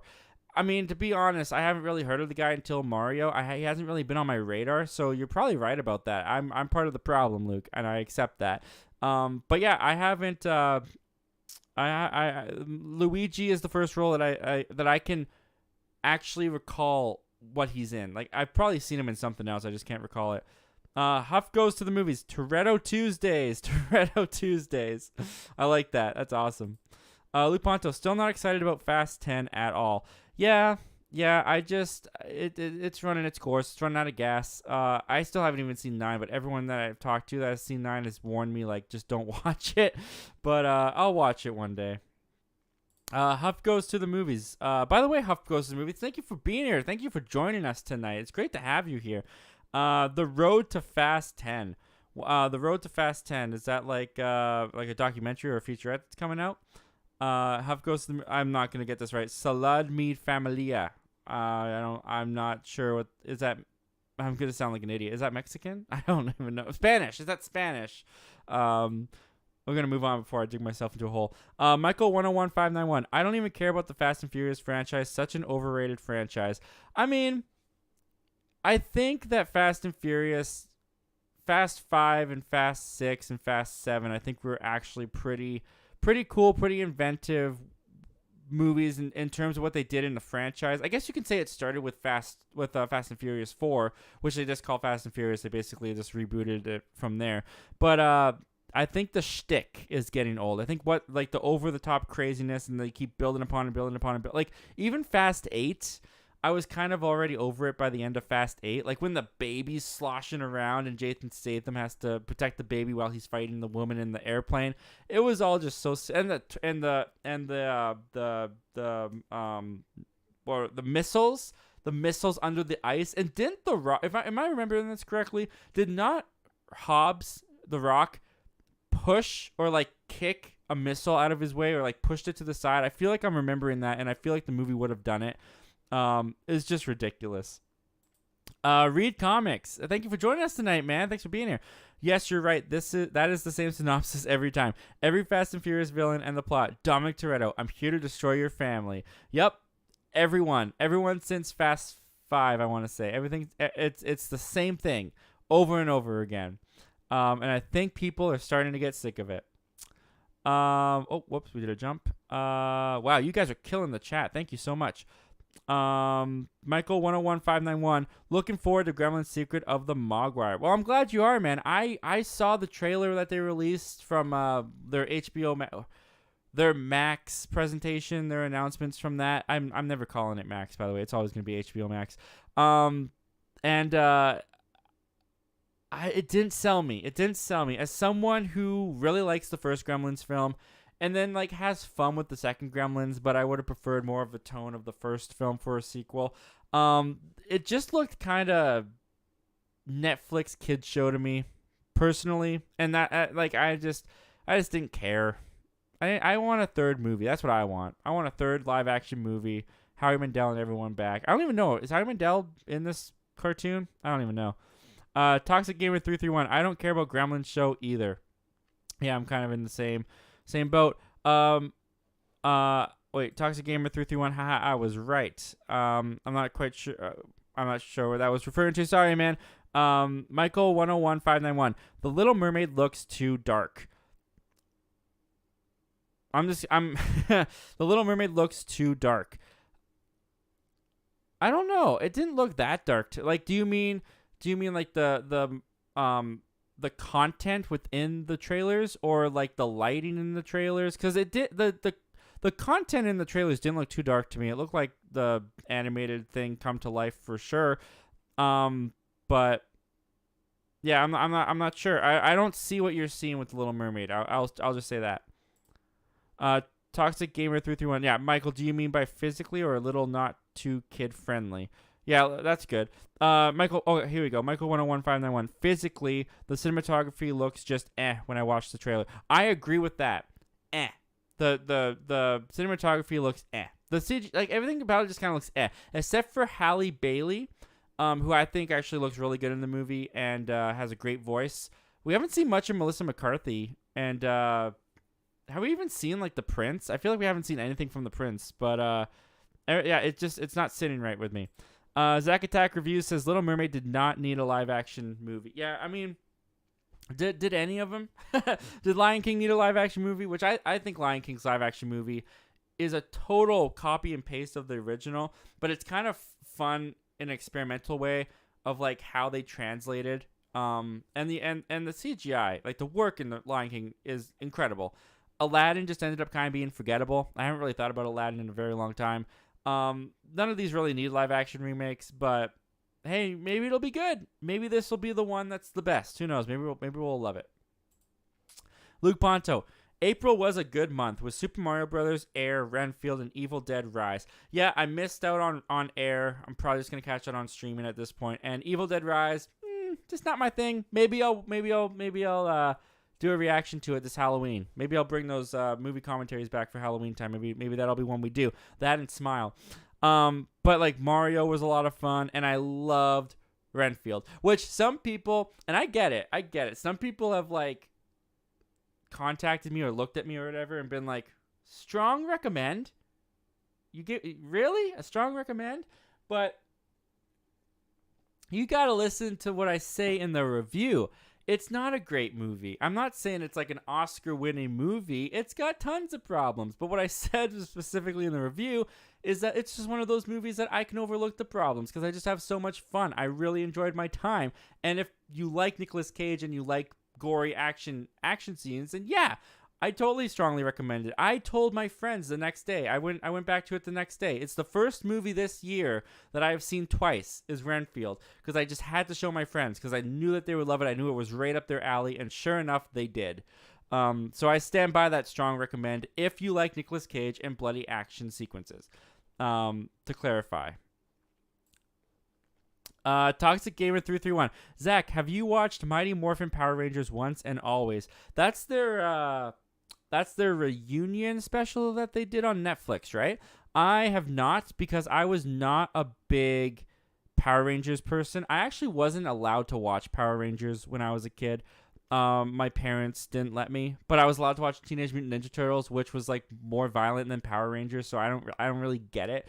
But because of that, I never got into the Power Rangers. I did see, this is such a weird deep cut, but there was a live action Teenage Mutant Ninja Turtles TV show for like a season. It was like 16 episodes, which it was probably super expensive. No wonder why it got canceled. But they did a crossover episode with Power Rangers. And I watched that crossover special when I was in like middle school because I just stumbled upon it randomly on YouTube one night. So that is what I've seen from that's all I've seen from Power Rangers is that Teenage Mutant Ninja Turtles and Power Rangers live action crossover. And it was weird. It was really weird to stumble upon. It was like 1 o'clock in the morning. Read comics. I reckon Guardians 3 and Across the Spider-Verse will help revive superhero movies' success. I mean, if you... That's okay. Yeah, I'll give you that because I was gonna say if you look at them, they're not doing. But like Shazam: Fear of the Gods flop, certified flop, did horrible, lost money, not good for the studio, not good for the movie, not good for the franchise. Ant-Man and the Wasp definitely underperformed. I don't even think it made $500 million. I think it made like $480 million in the box office. Underperformance, not what they wanted to see. Doctor Strange Multiverse of Madness got close to $1 billion, though. It was like in the high 900 million, so that did well. But yeah, they definitely need a comic book movie right now to come out and crush it at the box office. And I think Guardians 3 will definitely be that movie. I think there's a lot of hype for Guardians 3, and I think Guardians 3 will do very well. Across the Spider-Verse, I'm not sure how well that movie will do. I think it will definitely make more than the first one did, because Into the Spider-Verse, I feel like, was a movie that was discovered when people watched it at home more than it went to the theater to see it first time around. And I definitely think that movie has gathered more of an audience since it was released on home video. So I could see Across the Spider-Verse doing... I could see it making about $500-600 million maybe when it's all said and done in the box office. And I think Guardians 3 will hit like a high $800 million. It might get to $900 million. I think $1 billion is a stretch. The Guardians films have never been $1 billion franchise. But the last film, Guardians 2, made around the $800 million mark. So I think with the love for the holiday special and the excitement for Guardians 3 and it being the finale, the last one, I think people are going to turn out for it. Toxic Gamer 331. If Guardians 3 fails, the MCU might as well be dead. I don't think the MCU will be dead if Guardians 3. Well, you have to define what's a fail. I think if Guardians 3 comes in around $400-500 million at the end of its box office run, that's a fail for sure. That's an underperformance. It made less than the second film did, and it made around the same as Ant-Man and the Wasp: Quantumania. You don't want that. So if it comes in at that, which I do not believe it will, then yeah, I think Marvel will definitely have to sit back and reevaluate, and things will get changed. You'll see things move. You'll see dates get delayed because they will be scrambling to find out how they can get the audience back on board. But that's a big what if. I don't think Guardians is gonna have that problem. Personally, I don't. Luponto, what did you think of Donkey Kong's introduction in the Super Mario Brothers movie? Okay, actually, Donkey Kong was one of my favorite parts of the Super Mario movie. Very, very, very minute spoiler for Super Mario Brothers movie. If you haven't seen Super Mario Brothers the movie and you don't want to hear anything, just mute for like a minute. I thought that the introduction to Donkey Kong, when they did the battle gladiator arena kind of Smash Brothers thing, was cool until it ended, and then they introduced the Mario Karts. That was the biggest, in my opinion, misstep that the movie made. I felt like instead of doing the battle in the arena to get the apes to help them, if they had the Mario Karts there, that's when you do your Mario Kart race sequence. You race Donkey Kong in Mario Kart. Winner, if you win, you get to use the apes to help you. And then you get like Donkey Kong trying to like sabotage Mario. Like you get the banana peels thrown, you get the bombs and all, and you get the blue shells and all that stuff. Like it was so clear to me. I was like, why didn't they do that? Because I was disappointed with the Mario Kart sequence in the Mario Brothers movie. It looked visually awesome, but the context of it I was disappointed with. And that stuck out to me like a sore thumb. I was like, that should have been fixed, in my personal opinion. Other than that, loved Donkey Kong. Thought he was great and thought Seth Rogen was perfect in the role. Okay, spoiler over. Michael 101591. I love that Back to the Future shirt you are wearing. My favorite film of all time. Me too, man. Me too. Yeah, I love this shirt.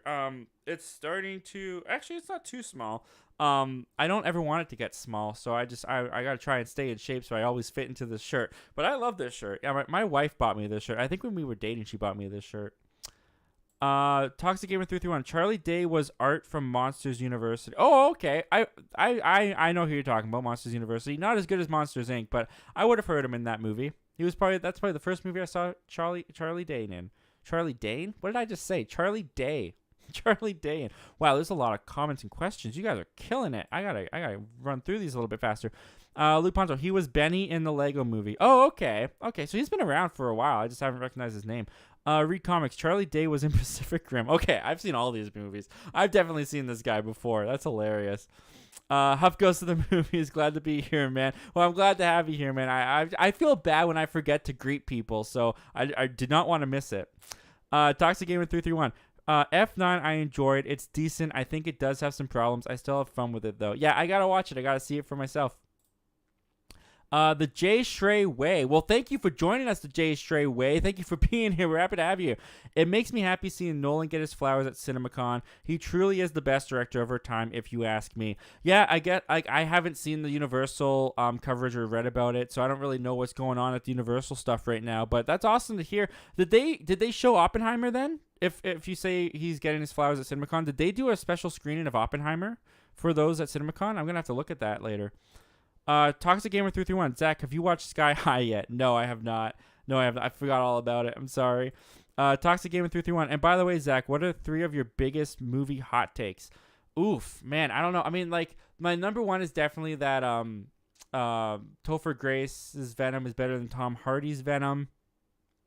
I don't know. Off the top of my head, like, I'm trying to think of like something that's like super controversial, but I can't think of something that's like that I can think of that's super controversial. I mean, like, I prefer Jurassic World Fallen Kingdom over Dominion. I've seen a lot of opposite opinions on that one. I actually have some fun with Fallen Kingdom, so there's that. So I guess that's kind of a hot take. And one more. What's one more hot take? I don't want to hold the show up too much thinking about it, so I won't stall too much. I'll try to think about that and get back to you. Toxic Gamer 331. I'll probably still watch Gremlins show though. I might check it out. I mean, everything I just said about it, and I might check it out. We'll see. I'm not super stoked for it though, but we'll see. Maybe I'll wait for the reviews. Huff goes to the movies. The one Disney live-action remake I really enjoyed was The Jungle Book. Oh, that's good. The Jungle Book was good. I think Favreau did a really good job of bringing that to life. I agree. The Jungle Book is probably the best. Well, I like their Cinderella one too with Lily James. I like the Cinderella remake as well, but The Jungle Book is probably up there for sure. Toxic Gamer 331. The only Disney live-action movie I love is the first Alice in Wonderland movie. I'm not the biggest fan of that. And The Jungle Book, and I like both Beauty and the Beast and Aladdin. I love Beauty and the Beast, the animated movie. I did not like the live action. It just wasn't for me. Lupanto. Excuse me. Lupanto. Renfield was so much fun. Let's eat. Yeah, I had a blast. I loved it. I had such a good time with Renfield. Michael 101591. I was more of a VR Troopers fan than a Power Rangers fan, which was created by the same company, Saban. VR Troop. I don't think I've ever heard of VR Troopers. That's interesting. Oh, dang, we did a jump. Toxic Gamer 331. I gave the Power Rangers movie a C-. It was meh, and as of right now, it's my least favorite movie of 2023 so far. I'm sorry you didn't enjoy it, man. I'm sure there was a lot of nostalgia you were hoping to get. That's unfortunate, man. But C-, below average, yeah, that's disappointing. I'm sorry. Luke Ponto, the Super Mario Brothers will definitely hit 1 billion by the end of this weekend. Oh yeah. That movie's on its way. I put that in my predictions, in my shorts. I was like, I think Super Mario, if it's good, it could be the biggest movie of the year, and it's looking that way. It's already at 900 million. So yeah, it's going to hit 1 billion. Absolutely. I don't know about next weekend, but definitely in 2 weeks. Less than 2 weeks, it'll definitely hit 1 billion. Toxic Gamer 331, but probably the Boogeyman movie will probably end up being my least favorite. I heard that they premiered the Boogeyman movie at Disney's CinemaCon presentation, and more than half of the audience walked out, apparently. So take that as you will. Not a good sign. Alamo City Movie Talk. Well, thank you for joining us, Alamo City Movie Talk. Hello, Zach. What software do you use to do a live show? Great show. Always enjoy your input. Dude, thank you so much. I appreciate that. That's so kind. So the software I'm using is OBS Studios, which I actually got recommended through a John Campia video because that's what he uses. And my brother also recommended it to me because I was on StreamYard for the longest time. But I was frustrated with StreamYard. First of all, you got to pay like $30 a month to get like 1% of what I can do on OBS on StreamYard. So that was always frustrating to me. StreamYard is like a browser-based thing, so it was constantly crashing. I constantly had bad Wi-Fi with StreamYard. I was frustrated. I was fed up with StreamYard. So then I went to OBS, and I'm on a PC, so it's on a monitor, so this is not on my phone or anything. I had someone ask me that recently. So it's OBS Studios. The way that I just did the show, the facelift that I gave it, all the graphics were made with Canva, which is an app on my phone, and then uploaded to my computer. And then OBS sounds complicated the way you describe it, but once you get used to it, it's actually pretty straightforward. So that's what I'm using. And yeah, thank you so much for the kind words, man. I really appreciate that. That's awesome. The Jay Stray Way, no screening, but they had a tribute to directors to open, and he was the first speaker to come out after the director video. That's cool. I like hearing that. Okay, but no screening. Okay, so no reactions to look for. Luke Ponto, I know I DM'd you about this, but I'm getting a shirt of the black phone. I saw. It looks awesome, dude. I can't wait to see that. I can't wait to. I was gonna say I can't wait to see that on you, but that sounds kind of creepy. I'm looking forward to seeing that, man. Toxic Gamer 331. I think Fallen Kingdom is more rewatchable than Dominion, but Dominion I personally think is the better movie. Yeah, okay, fair enough. I don't like Dominion. I just don't like it, but that's fair, man. Toxic Gamer 331. I'm gonna head out now. Another great stream, Zach. Thank you. See you next one. Well, thank you for being here tonight, Toxic Gamer. Thanks for joining us, man. I appreciate all that you contribute to the channel and all that you contribute to the community, man. Have a good one. Michael 101 Final One. Thoughts on the new trailer for The Flash? I liked a lot of it. I liked that it wasn't as much fun, and it wasn't as cool in my opinion as the first trailer. I wasn't jumping out of my seat as much, but it was also not the first time I was seeing it. They leaned heavily into Michael Keaton's Batman, which I thought everything from that looked great. The CGI, they said at the screening that they did last night at Cinemacon, even that the CGI is not finished, unfinished cut. So the CGI is unfinished in the trailer. Some of it looked a little wonky to me, but overall, I like that they went with, they dove a little bit more into the emotional side of the movie, the drama, the stakes that were there. I think it looks great. I'm super, super excited. Lou Ponto, LOL, what? That's hilarious that people walked out of the Boogeyman. I'm waiting for streaming on that one. Not going to waste money in the theater. Yeah, man. They premiered it at Cinemacon, and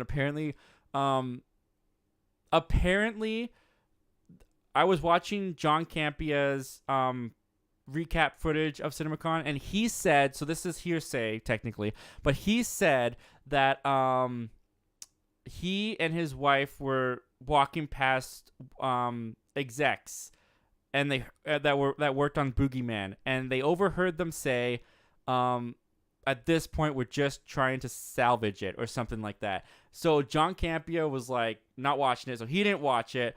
The people on his stream that did watch it did not like it. And yeah, I also watched on Movie World, Andy Signor gave some footage or gave a recap on it, and he said that like people just left, just booked it out of there. Apparently they told him that they shouldn't talk about it till June, which no one's obeying, which I find kind of funny. Toxic Gamer 331. I might be back later, maybe we'll see. All right, man. Well, we still got topics, so I gotta get through this. Alamo City Movie Talk. Nice, thanks, man. Well, yeah, no worries, man. No worries at all.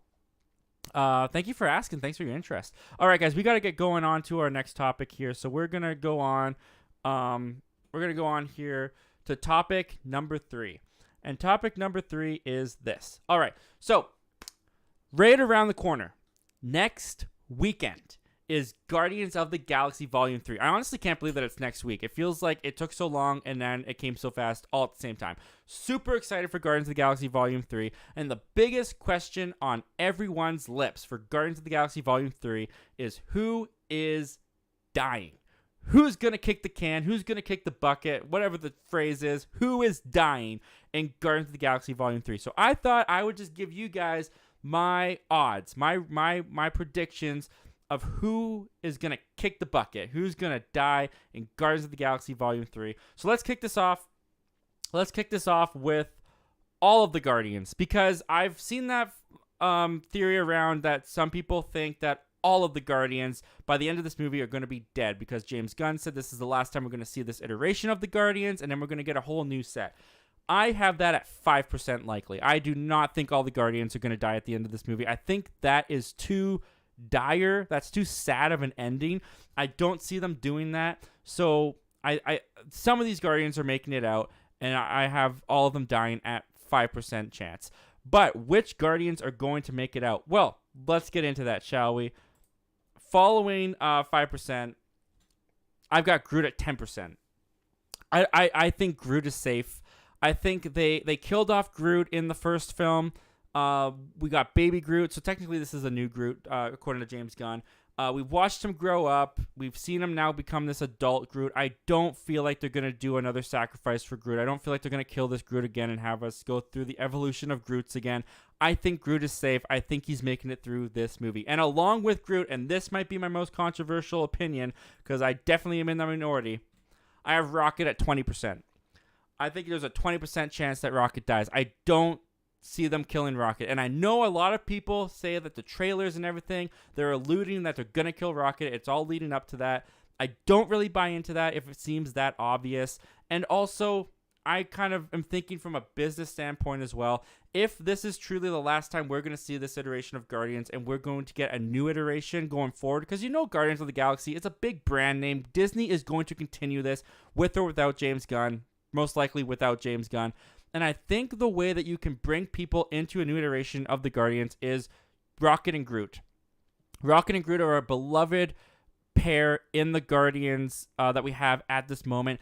And they're CGI characters. You don't have to worry about them aging out of the role. You just pay Bradley Cooper a couple bucks to do voiceover for Rocket every once in a while. I think because they can just keep using the model, keep using the CGI creatures, Groot and Rocket, I think they're going to go on and be in a new iteration of Guardians. So I could be wrong. I've been wrong before. I'll be wrong again. This could be one of those times. Everyone thinks Rocket's dying except for me, and I stand by that. I give him a 20% chance that he's going to die. Following Rocket, we got Star-Lord at 40%. Star-Lord is arguably the face of the Guardians at this point. He definitely was starting off as the lead character. As the movies went on, they kind of became more of an ensemble piece for sure. I could see Chris Pratt wanting to stay on board. I could see Chris Pratt and Star-Lord moving forward in another Guardians group. But at 40%, this one I'm kind of battling with because I could see it going either way. I'm going to go under the 50% mark, though. I think in the end, Star-Lord does live. I just don't feel like the ending to Star-Lord's story is his death. It just doesn't feel right to me. So I feel like he's going to be okay. I feel like he's going to live. All right. Coming in at 55%, we have Mantis. Now, Mantis, I was kind of on the fence of, but I lean more towards her dying than living because Mantis, she's not a huge character within the Guardians. She's not a someone that could necessarily, I think, carry a film or is enough of a beloved character to the fan base that you would carry over into a new iteration. She's kind of the innocence. She kind of represents the innocence of the Guardians. And if at some point in Guardians 3 you lose Mantis, I could see that being like a Phil Coulson moment in the first Avengers film, that kind of motivates the Guardians because of the death of Mantis. So I'm going to give her a 55% chance that she kicks the bucket. Not that I want her to, because I think Mantis is adorable. All right, going on. At 60%, I have Kraven. Sean Gunn, I'm sure that you're great. I know your brother loves you because you are featured in all of his movies pretty much. Kraven has not left much of an impression on the audience. When you think of the Guardians of the Galaxy, odds are you don't think of Kraven. So I think they could use this character as an expendable character. He is someone you could kill off, and no one would really bat an eye, but it could still be used as an emotional moment for the Guardians moving forward. So I have Sean Gunn's Kraven at a 60% chance that he kicks the bucket. Going a little bit higher, we got Nebula at 75%. Now, Nebula's story, it's kind of always been about when we first meet her in the first Guardian, she's working for Thanos. She's trying to kill her sister. Then she kind of has a change of heart. She wants to kill Thanos. She reconciles with her sister Gamora. She becomes part of the Guardian. She finds this family. She's kind of done her arc. Thanos is now dead. Thanos is gone. She no longer has that vengeance driving her. I could see Nebula being a sacrificial and saving this new family that she's now found, or dying, and again being something that could maybe motivate Gamora, or giving that nice send-off to Gamora and her sister, because this is going to be a new Gamora, so she hasn't even reconciled with her sister yet. So if this Gamora sees this Nebula sacrifice herself, maybe for herself, maybe she saves Gamora, maybe that'll change Gamora's heart. Maybe that's how you get Gamora to kind of become more like the Gamora that we've known from the past movies before she died in Infinity War. Speaking of Gamora, and moving on to our next one, I have Gamora at 85%. This is my biggest question mark, my biggest hurdle going into Guardians of the Galaxy Volume 3 is how are they going to deal with the fact that this Gamora is a different Gamora, has no relationship, no attachment to these Guardians. This is the final movie with all of them together. How is that relationship going to play? And I do think there's a possibility in this movie where this Gamora does eventually grow a relationship with these Guardians, get attached to some of them, see what a family is or something like that, and then she could be a sacrificial death, or she could die. I'm sure James Gunn did not want Gamora to die in Infinity War. He recently came out in an interview and said Infinity War did things that he would not have done. I'm sure Gamora's death was one of them, especially since she's going to be in this movie. I think James Gunn's plan was always to have Gamora in this movie. Whether or not he always planned for her to die, who knows? Maybe he did, and maybe he wants to fulfill it with this new Gamora. But I do think there's a way to end this Gamora's story with a sacrificial death, maybe for the ones that she has now learned to love. So I have her high. I have her at about 85%. Plus, we've already got a dead Gamora, so what's another one, right? All right, guys, and this is probably no surprise to anybody, but my final prediction is Drax at 97%. Now, I don't like to go 100% on anything, so I'm just going 97%. I think Drax is a big possibility to die, not only because we have Dave Bautista saying, I don't want to be Drax anymore. This is the last time you ever see me playing Drax. I hate Disney. I'm working for James Gunn, all this stuff. I mean, he didn't say all of that, but he basically said everything but. And so behind the scenes, there's drama there. But Dave Bautista doesn't want to come back as Drax. There's also, kind of similar to Nebula, Drax's story is kind of done. In the first Guardians, we meet him. He is bloodthirsty. He wants to kill Thanos. He wants revenge for his family. He comes to be a part of this new family, learns to love these new group of people. Thanos is now gone. Thanos is dead. His revenge may not have been at his hand, but his revenge is done. Thanos is dead. What better send-off for Drax than to die?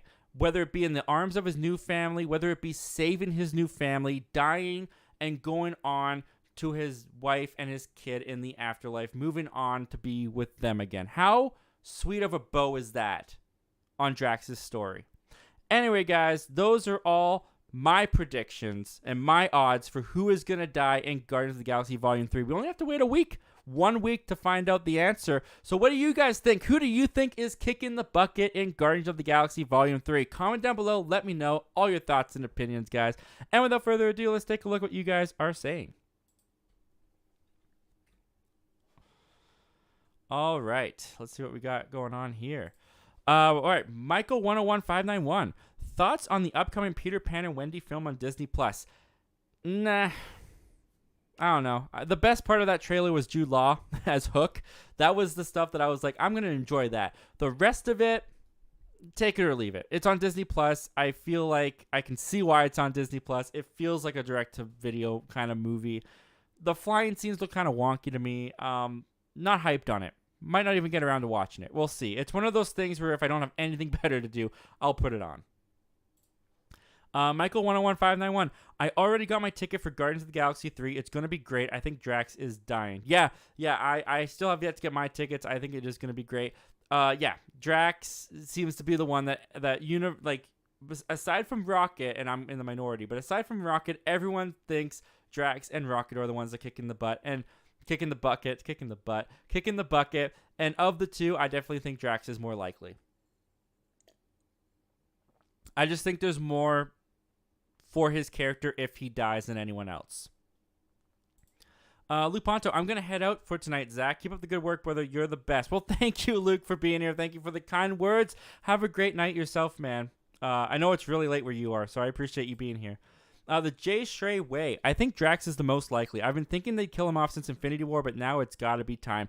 Yeah, I agree. I think he's most likely. I think with Infinity War and Endgame ending the Thanos storyline, you kind of ended Drax's storyline in a way there too. So I definitely agree. I think he's kicking the bucket. Read comics. No matter what, I just trust James Gunn, one of my favorite filmmakers, to make something great. I can't believe it's been 6 years since Volume 2. 6 years. I remember seeing that in theaters. That's crazy. 6 years. Yeah, that's wild. That is wild. I guess it doesn't feel that long because we did have the Guardians in Infinity War. We had them in Endgame. We had them in Thor: Love and Thunder. We had them in a holiday special. We have seen the Guardians for a number of years now, but their last solo movie came out 6 years ago. That's wild. That's wild to me. Tank Kramer. Well, thank you for joining us tonight, Tank. Thank you for being here, man. I appreciate it. Hey, what's up, Zach? Hey, what's going on? We're going through our show. We're on topic 3, and it's almost been 2 hours, guys. We are killing it tonight. You guys have been killing it tonight. I appreciate all of you. Tank Kramer, who dies in Guardians of the Galaxy 3? In my opinion, Rocket. I'll cry my eyes out if he does, and I'm calling a second death to Drax. Yeah, Drax and Rocket are the big ones. I have Rocket low. I have him at 20%.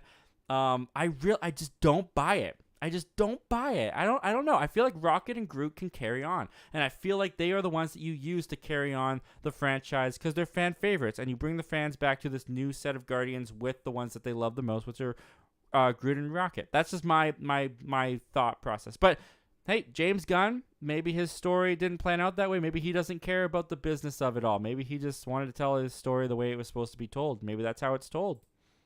Fresh News 24/7. Well, thank you for joining us tonight, Fresh News 24/7. Thanks for being here. I think it's time to change the name of Transformers for the trans community. Carformers or even Autobots would be a more suitable name for the current state of the world. I mean, we're not going to... I can't tell if you're joking or if you're being serious, but I don't want to, like, get into stuff like that. But changing it to Autobots, I mean, but you still have the Decepticons. So that's the problem, I guess, with that. But yeah, I don't know. It's an interesting thought. Zach Attack reviews. I agree, but I don't want Nebula to die. Yeah, I'm not saying I want her to die. I've actually grown to really like the Nebula character. I think she's a great character. I just think if you look at the character where she started and where she's ended up now, where else is there are other ways you could take her for sure. She could become the new leading member of the new set of the Guardians of the Galaxy. Who knows? But I don't know. I think a sacrificial death for her sister or something, that could be a really sweet way to end Nebula's story. So we'll see what they end up doing. Sully Streams. What's going on, Sully? Thanks for being here tonight, man. Catching you towards the end here, Zach. Hope you're doing well, man. Dude, I'm doing well, and you are not near the end. Believe it or not. We have one more topic to go still. So let's just get to that, shall we? Let's get to topic number 4, and we'll take your comments and questions, and then we'll call it a night. You guys have been killing it tonight, by the way. It's been incredible. All right, guys. Topic number 4 is this. Cinemacon is going on in Vegas right now, and probably the biggest thing to come out of Vegas happened last night when they showed for the first time to an audience the Flash movie. The Flash movie is something I have been super excited about ever since that first trailer came out. It's shot to my #1 most anticipated movie of the year, overpassing Guardians, which used to be in that spot. So we got our first reactions for the Flash movie, and they could not be better. Guys, listen to some of these reactions that have come out of the Flash premiere. We got Scott Mantz. The Flash is awesome. One of the very best DC movies, a perfect blend of action, heart, and humor. So many wow and chill-inducing moments that longtime DC fans will love. Ezra Miller is superb, twice actually, because he plays himself twice in the movie we saw in the trailer. And Michael Keaton still got it. From those trailers, I think Michael Keaton's going to steal this movie. We go on to Perry Nemiroff, caught an unfinished cut of The Flash, and dug it quite a bit. That's something to keep in mind, too. The trailer, is just like the movie that I saw last night, the effects were unfinished. They made that clear to point out. So Perry Nemiroff mentions that here. Especially how the narrative challenges Barry to confront who he is, who he could have become, and how one's influenced by the people in or not in his life. It's a successful mix of heartfelt coming of age. What what does that say? Heartfelt coming of age components, stellar action. Really love the style of Flash's powers and creativity in those scenes, and a whole bunch of big laughs. The comedic timing and delivery are on point. We go on. We got Eric Eisenberg. I didn't know what to make of the hype before The Flash, but wow. The movie is an absolute blast from end to end. It's hilarious, thrilling, emotional, and surprising. What an incredible way to launch the next chapter of DC movies. Get excited. We go on to Nicola Austin. The Flash is a compelling character-driven flick with a real emotional core and game-changing stakes. With heart and humor aplenty, along with some shocks and surprises, there's so much to be excited for. Keaton steals the show with a terrific performance, a real love letter to DC. And we see that a lot, actually. We see a lot of people say that Keaton steals the show. I'll just go up here a little bit. We got Robert Meyer Burnett saying, The Flash is wildly entertaining. A tone reminiscent of some of your favorite 80s movies, which I love hearing that. One I'm thinking of is cleverly worked into the film itself. Ezra Miller's winning performance, no, really, to a surprisingly emotional payoff. It ends the Snyderverse in a grand fashion, which we kind of heard James Gunn was saying this movie is going to reset the DCEU in a way. So we got that going on. We got Christian Harloff. Man, The Flash packs a punch. It has emotion, action, and great performances. Truly an emotional experience that feels like it has a real purpose. We'll just scroll up a little bit more here because I've got quite a bit. There's a couple not so positive ones in here, but we'll get to those in a minute. Jason Guerrera. The Flash is not the best superhero movie ever made, which we heard like James Gunn and David Zaslav were kind of saying this is the best superhero movie I've ever seen. This guy's saying otherwise. So let's get that out of the way, but it's an impressive DC movie with lots of emotion and loads of surprises. Brian Truitt says The Flash is pretty darn good, like Justice League Gone, Back to the Future, which you guys know I love hearing that. It's got a big heart and is by far the funniest DC movie. Gets a little complicated, but Sasha Calle's a fantastic Supergirl, and whoo boy, Michael Keaton reminds us why he's the best Batman of them all. Them fighting words, but I like it. Let's see here. We got Rebecca Rubin. The Flash is, here we go, not one of the greatest superhero movies ever. Parts are funny and fun, but I was completely exhausted by the second hour. It took me at least 5 minutes to recognize Michael Keaton, though, so do with that what you will. So not as hyped as a lot of other people, a little bit more on the iffy side with Rebecca Rubin. Jeff Conway, I just watched The Flash, and it's the most vibrant superhero movie I have seen. The colors are impeccable, and the action is such a thrill. Ezra Miller leads with depth. Michael Keaton is superb as Batman again. Sasha Calle captivates with grace as Supergirl, a brilliant film. That's something we see in a lot of these reactions as well. They praise not just one person. Ezra Miller, Michael Keaton, and Sasha Calle, they all get mentioned as a trio multiple times, which is great to hear, actually. Jeff Snyder, he goes a little bit more on the negative side. The Flash, first hour is pretty fantastic. Strikes the perfect tone. Ezra is great, heroic, funny, emotional. The last hour is mostly terrible. Just an utter mess that'll leave you asking what the heck is going on. Fan service and DC villain problem strikes again. Mixed bag overall. So a little bit, it didn't work fully for Jeff Snyder, to say the least. Epic film, guys. The Flash movie just changed everything for DC. Emotionally investing, action-packed, and a massive crowd pleaser. It'll make you stand up and cheer. A reminder why Michael Keaton's Batman is the GOAT. Another one who just loves Michael Keaton's Batman. Let's see. We got Catsy Step something. The Flash is an ambitious movie with very little to actually say. So this one's a little bit on the negative side as well. Packed with cliches and far longer than it needs to be. It shares themes with some similar titles but doesn't execute nearly as well. A far cry from the best superhero movie of all time. And then we got Scott Mendelson. Oh, by the way, guys, Nice Dude Movie Night hit 50,000 subscribers. That's awesome, guys. I don't know if you're watching this, but congrats again. That's huge. I'm so proud of them. Scott Mendelson, the first act is solid. The Curtain Raiser is an all-timer, but the Flash movie gets bogged down in exposition and retroactive origin rehashes, which eventually empty spectacle that aggressively reminds you of the very movie that got Warner Brothers into the mess 10 years ago.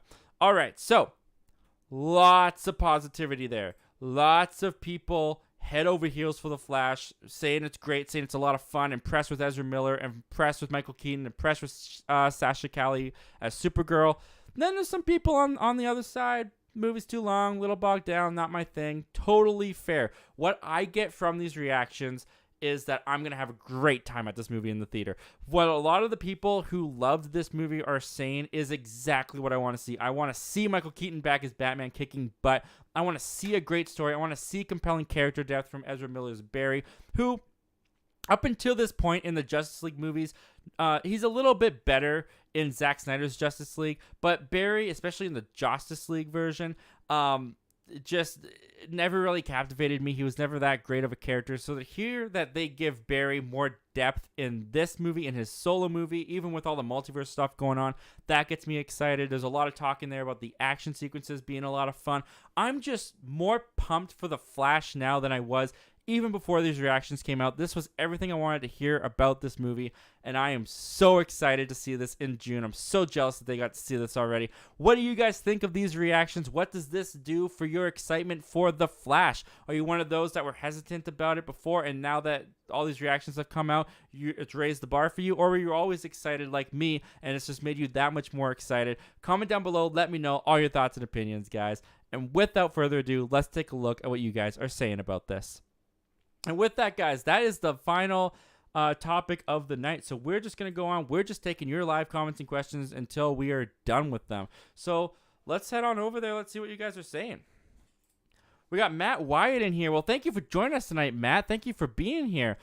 So excited to see the Flash movie. It's my most anticipated movie of this year. The trailers are bangers. Dude, I am right there with you. I have been so excited for this movie for a very long time, and the trailers have only worked to amplify that. Like, I wasn't as excited before the beginning of the year, before that trailer hit. I had a couple movies ahead of it in my most anticipated, but once that trailer dropped and once they showed us the Michael Keaton and all this stuff happening, it went way up my list. It's now my number one most anticipated. I cannot wait to see this movie. Comes out in June. It cannot come fast enough. I'm so excited. All right, now we got Read Comics in here. Regardless of the reactions, I'm skipping this. Flash is one of my favorite characters, but I hate the movie's decisions and don't want to support Ezra Miller. He's always been a bad Barry Allen. Hey, you know what, man? I'm not going to argue with you there. I get it. I totally get it. I mean, I was just saying how Ezra Miller's Barry Allen never really captivated me that much in the movies that he was in before. But when it comes to the Ezra Miller situation, I really don't blame anybody if you don't want to support this movie. That's totally one's choice. Ezra Miller, definitely not the most likable person at the moment. I include myself in that. But, you know, the movie was made before stuff like that happened.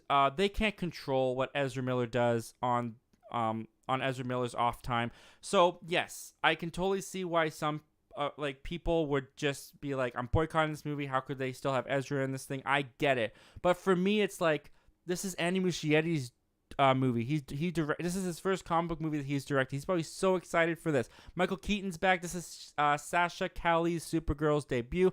So many people worked on this movie behind the scenes. I personally have no problem going to see this. I feel like when you're not just supporting Ezra when you're watching this, you're supporting everyone else that worked on this movie. You're supporting the studio. You're supporting.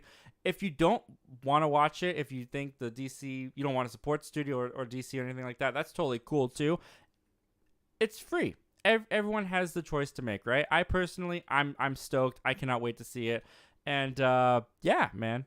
I get where you're coming from, and I no complaints from me, man. No argument there.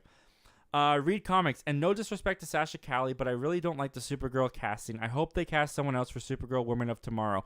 Well, that is a big question, because what I've seen in the trailers of her, I'm not like amped to see her, but she looks like she's going to do a good job. She looks like she's going to be fun. She's going to kick butt. The Supergirl Woman of Tomorrow movie is going to be the DCU. It's going to be James Gunn stuff. I have a feeling they're gonna do a different actor for Supergirl of Tomorrow. I feel like it's gonna be a different Supergirl. We don't even really know what universe this Supergirl is in, what Sasha Calle's universe or where her Supergirl comes from. I would imagine it's not the Snyderverse where Ezra's Barry is from.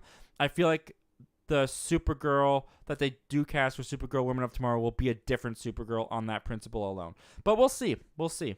That Supergirl movie sounds awesome, by the way. Tank Kramer. I hate the way he runs. It looks so stupid, but I still can't wait to see it. It's a little goofy. I'll give you that. It's a little bit goofy of a run. It's not the cleanest run. It's a little floppy, but it's not a deal breaker for me. Doesn't matter to me. But if it rubs you the wrong way, man, that's fair. I'm not gonna argue with that.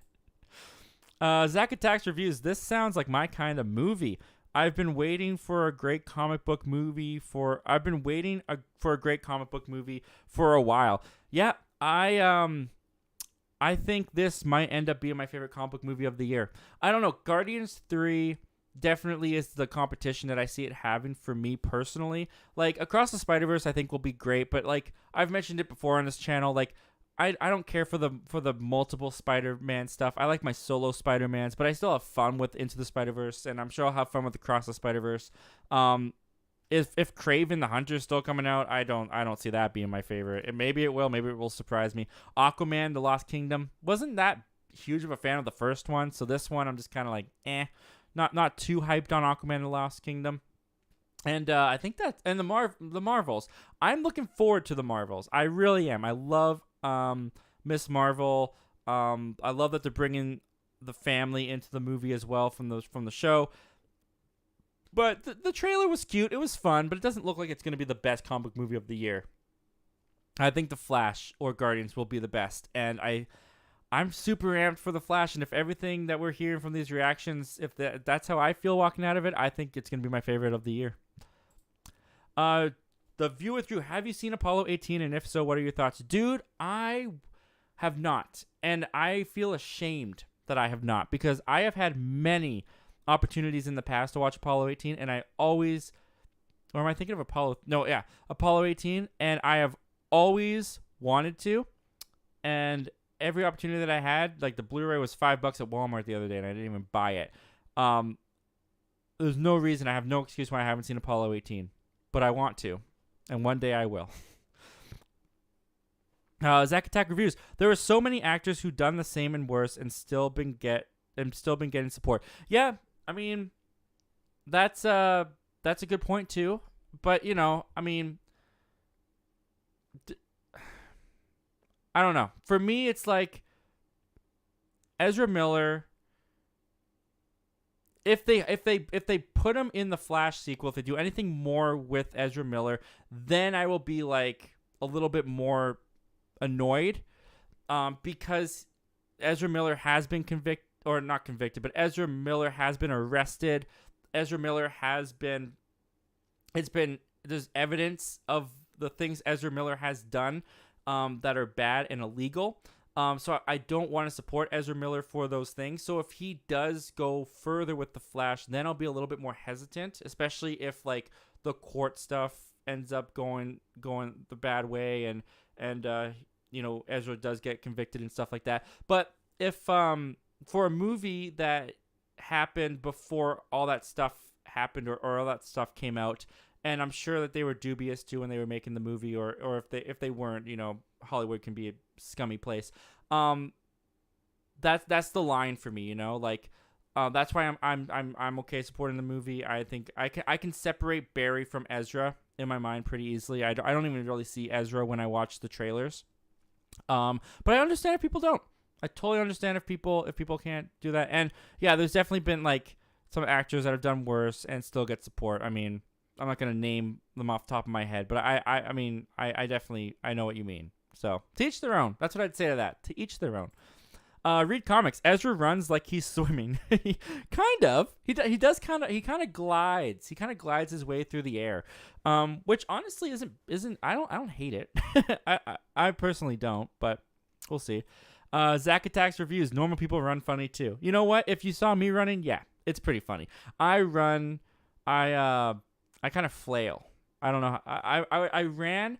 My friend and I had a race once. We raced down the end of a street, and I started running at my full speed. And I beat my friend only because my friend was like a couple feet back from me, laughing his guts out because he saw how I was running. And that's why I won, is because I still won, so hey, whatever. But yeah, he was laughing at how I was running, so he couldn't keep up because he was losing air. So I totally relate to that. The J. Shrey Way. What is your current all-time favorite DC movie? My current all-time favorite DC movie. I'm guessing we're like outside. My favorite of the DCEU is the Suicide Squad. James Gunn's The Suicide Squad. Really like that movie. If we're going like all-time DC movies and we're going outside of that, I do like the first two Superman films with Christopher Reeve. I like the first one a little bit more than I like the second one. Or The Dark Knight. The Dark Knight is probably that's like the go-to one, right? But if it's not Superman the movie, then it's probably The Dark Knight. Of the ones that I've seen, I will say that. But if you're talking DCEU specifically, then it's the Suicide Squad. Read comics. Who is your favorite Marvel director and favorite DC director? Well, my favorite DC director is James Gunn because he made my favorite DC movie. So I'm pretty excited that he's taking over DC Studios and doing Superman Legacy. But I like Zack Snyder too. I like some of his like stylistic stuff. My favorite Marvel director, it's hard because my favorite Marvel movies were directed by the Russo brothers. But with Marvel, it's kind of like the directors are there to practically do what Kevin Feige and his team tell them to do. So they definitely got the job done well. But I would love to see like Jon Favreau come back and direct another Marvel movie because I really like his first Iron Man movie. His first Iron Man movie is pretty good, and I kind of wish Iron Man 2 he did as well, which isn't as good, but that had numbers of problems behind the scenes. I'd like to see Jon Favreau come back and do another Marvel movie, but if you're asking me what my current favorite Marvel director is, I'll probably go with the Russo brothers. The J. Shui Wei. I've never seen the OG Superman flicks. Gonna revisit them and Keaton's Batman movies before The Flash. Yeah, I recommend. I mean, after you get past Superman 2, it goes downhill. I can't whistle. If you that was an attempt. That was an attempt, and I cannot do it. It goes downhill real fast. Superman 3, Superman 4. Oh man, talk about quality change, but. Superman 3 and Superman 4 are fun in a so bad it's good kind of way that you can still kind of have fun with them. But yeah, they are not the peaks of Superman 1 and Superman 2. And I really like Batman 89. I gotta probably revisit that as well, but I don't really like Batman Returns. I was gonna do Batman and Batman Returns reviews before The Flash came out, but the re-reviews, like the older movie reviews that I do, they don't usually do very well. Maybe I'll put up a poll. Maybe I'll ask you guys if you guys are interested in my reviews for Batman and Batman Returns. Maybe I'll do them, but people don't usually care about me reviewing older movies. At least they didn't in the past. The View with Drew. Who do you think is a better director, Zack Snyder or Joss Whedon?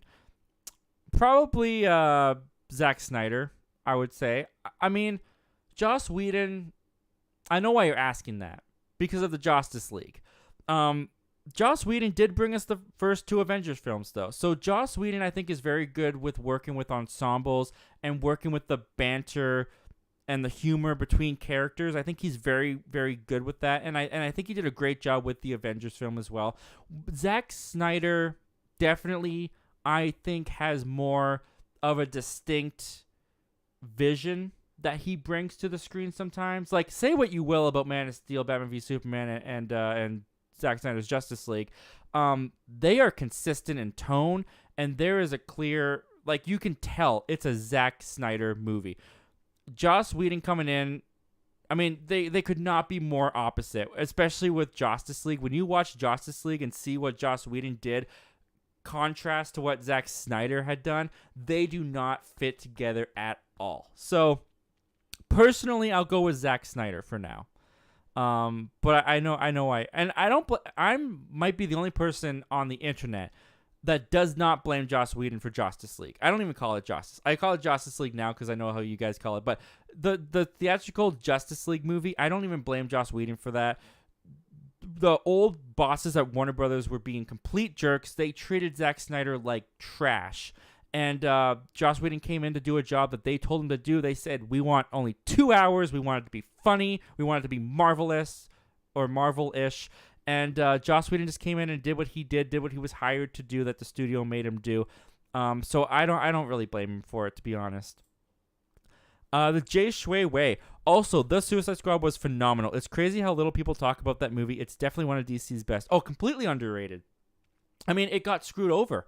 It came out during the pandemic, and it was on day-and-day release, so no one went to see it in theater. I mean, I saw it in theaters, but like it made like 26 million opening weekend. I think it only made like a couple hundred million by the end of its run, and yeah, it's completely underrated because it got screwed over on its release.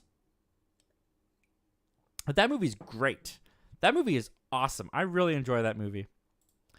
Zach Attacks reviews. The Suicide Squad was good. Don't think it was phenomenal. That's fair, man. That's fair. I mean, I will say when I walked out of the theater after watching Suicide Squad, I was so hyped up on that movie. I loved it. When I watched it at home again, I still really liked it. I still loved it. But it wasn't the excitement of hype that when I left the theater. And sometimes that happens after you've seen a movie. You can't ever watch the movie again for the first time, unfortunately. But yeah, I don't blame you for saying it's good. But I personally love it. The Jay Shui Wei, what is your current biggest goal to achieve from YouTube? So currently, actually, I have a goal, which, why not plug it again? We have a goal. I like to say we because this is our channel. We have a goal of hitting 2,500 subscribers by the end of the year. We're actually 772 subscribers away, which is pretty incredible. And I kind of have, I've not said this publicly. I've just kind of been keeping it to myself. It's not a bad thing or anything, but like I have a personal goal of getting every new movie review like that I see in the theater to at least 100 views. That's my goal for this year. I want every single movie review to hit at least 100 views. And so far, I mean, thank you guys. All the credit to you guys. And I'll pat myself on the back a little bit too here. That has been achieved up until this point. All my movie reviews that I have done in 2023, they all have some of them have well over 100 views. So that's been really awesome. And that's a personal goal that I'm trying to do this year because I've never had that before. Last year, most of my reviews would hit the ceiling of like 50 views. Like it would just clock out at like 30 to 50 views. So I'm really trying to get that to 100 views. And so far that's been happening. So I appreciate you guys. Thank you so much for that. And yeah, those are two of my goals for right now. Zach Attack reviews. LMAO, I thought you meant to blow. To blow. Nope. I tried. That's me. Nope. I just can't whistle. I've never been able to whistle. I had a girlfriend in like grade 9 who tried to teach me to whistle, and she was so disappointed with me I couldn't do it. The View with Drew. It's strange that I think Joss Whedon isn't a terrible director, but I hear he's not a great person. I mean, yeah, there's been stuff that has come out with Joss Whedon. He hasn't got the best reputation anymore, and people have said some things. And you know what? Like, drama like that, I just don't. I try not to care too much about it. If people get hurt, of course I care. But when it comes to his movie, like Joss Whedon, in a minuscule scope of things, like this is not hugely important, but people forget that without Joss Whedon, we don't have the MCU as it is now. The Avengers was a make it or break it point for the MCU, and Joss Whedon made that happen. He made the Avengers possible. And without that first Avengers movie, we don't have the MCU, the DCEU, the way that we have them today. So I give a lot of thanks to Joss Whedon for that first Avengers film, and I love that that first Avengers film was very influential on my life. As he is as a person, though, art and person I can separate. Not everyone can, and that's totally fine. And like, I respect that. That's totally fine. But yeah, Joss Whedon, unfortunately, is apparently not the greatest guy, and it sucks when you hear stuff like that. Zack Attack reviews. Whedon did Buffy, Firefly, first two Avengers. He can direct well, but was the wrong guy for Justice League. Yeah, like I said, I not so much that he was the wrong guy. He came in to do a job, but the job that he was told to do, it didn't work with the old director's style, and they tried to fuse them together, and it just didn't work. Read comics. I don't blame Joss for Justice League either. It's Warner Brothers' fault and told him to do what to do, but his behavior on set was uncalled for. Joss is a talented writer and director. Yeah, apparently he was a little not the greatest to work with on set. And who knows what demons he's going through behind the scenes. Not that that's justifiable, but yeah. The Jay Shrey Way. I love watching Campia myself. You seem to have a great screen presence like him. Do you watch him a good bit?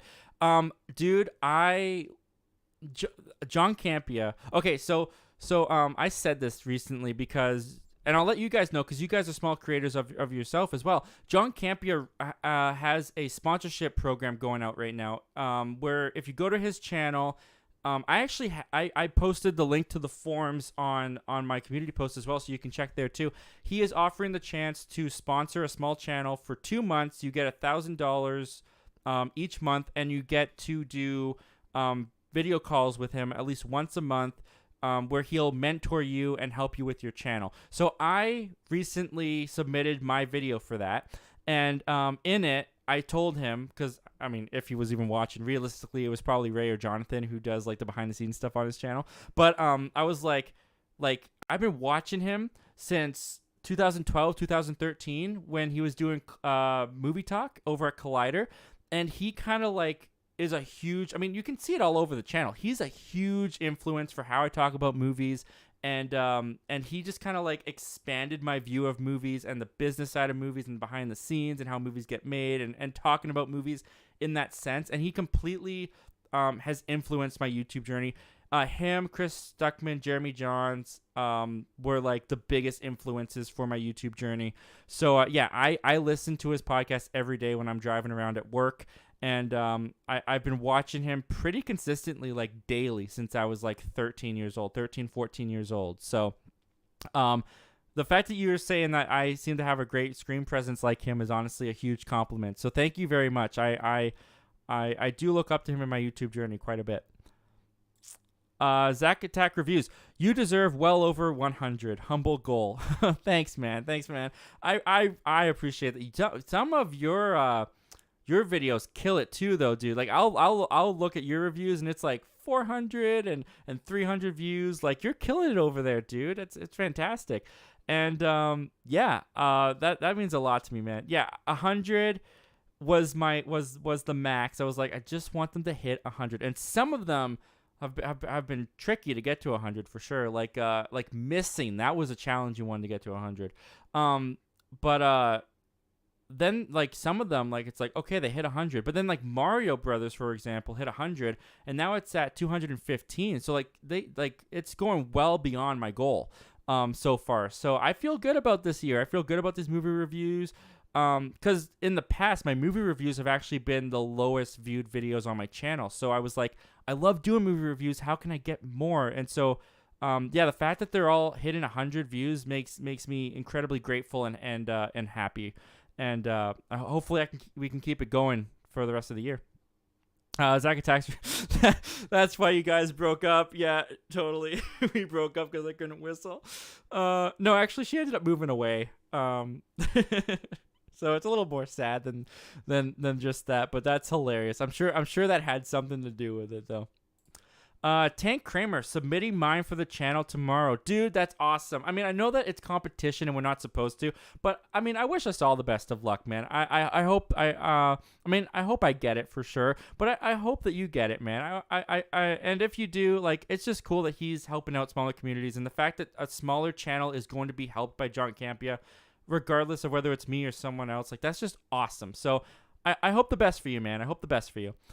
Feature Junkie, thank you for joining us tonight. Feature Junkie, thanks for being here. Hope you win that sponsor, bro. Campia is one of the goats. Well, thank you, man. Thank you very much. Yeah, we'll see what happens. I'm keeping it low. The deadline for submitting is Friday. I believe it's this Friday, so you guys have 2 days if you want to submit.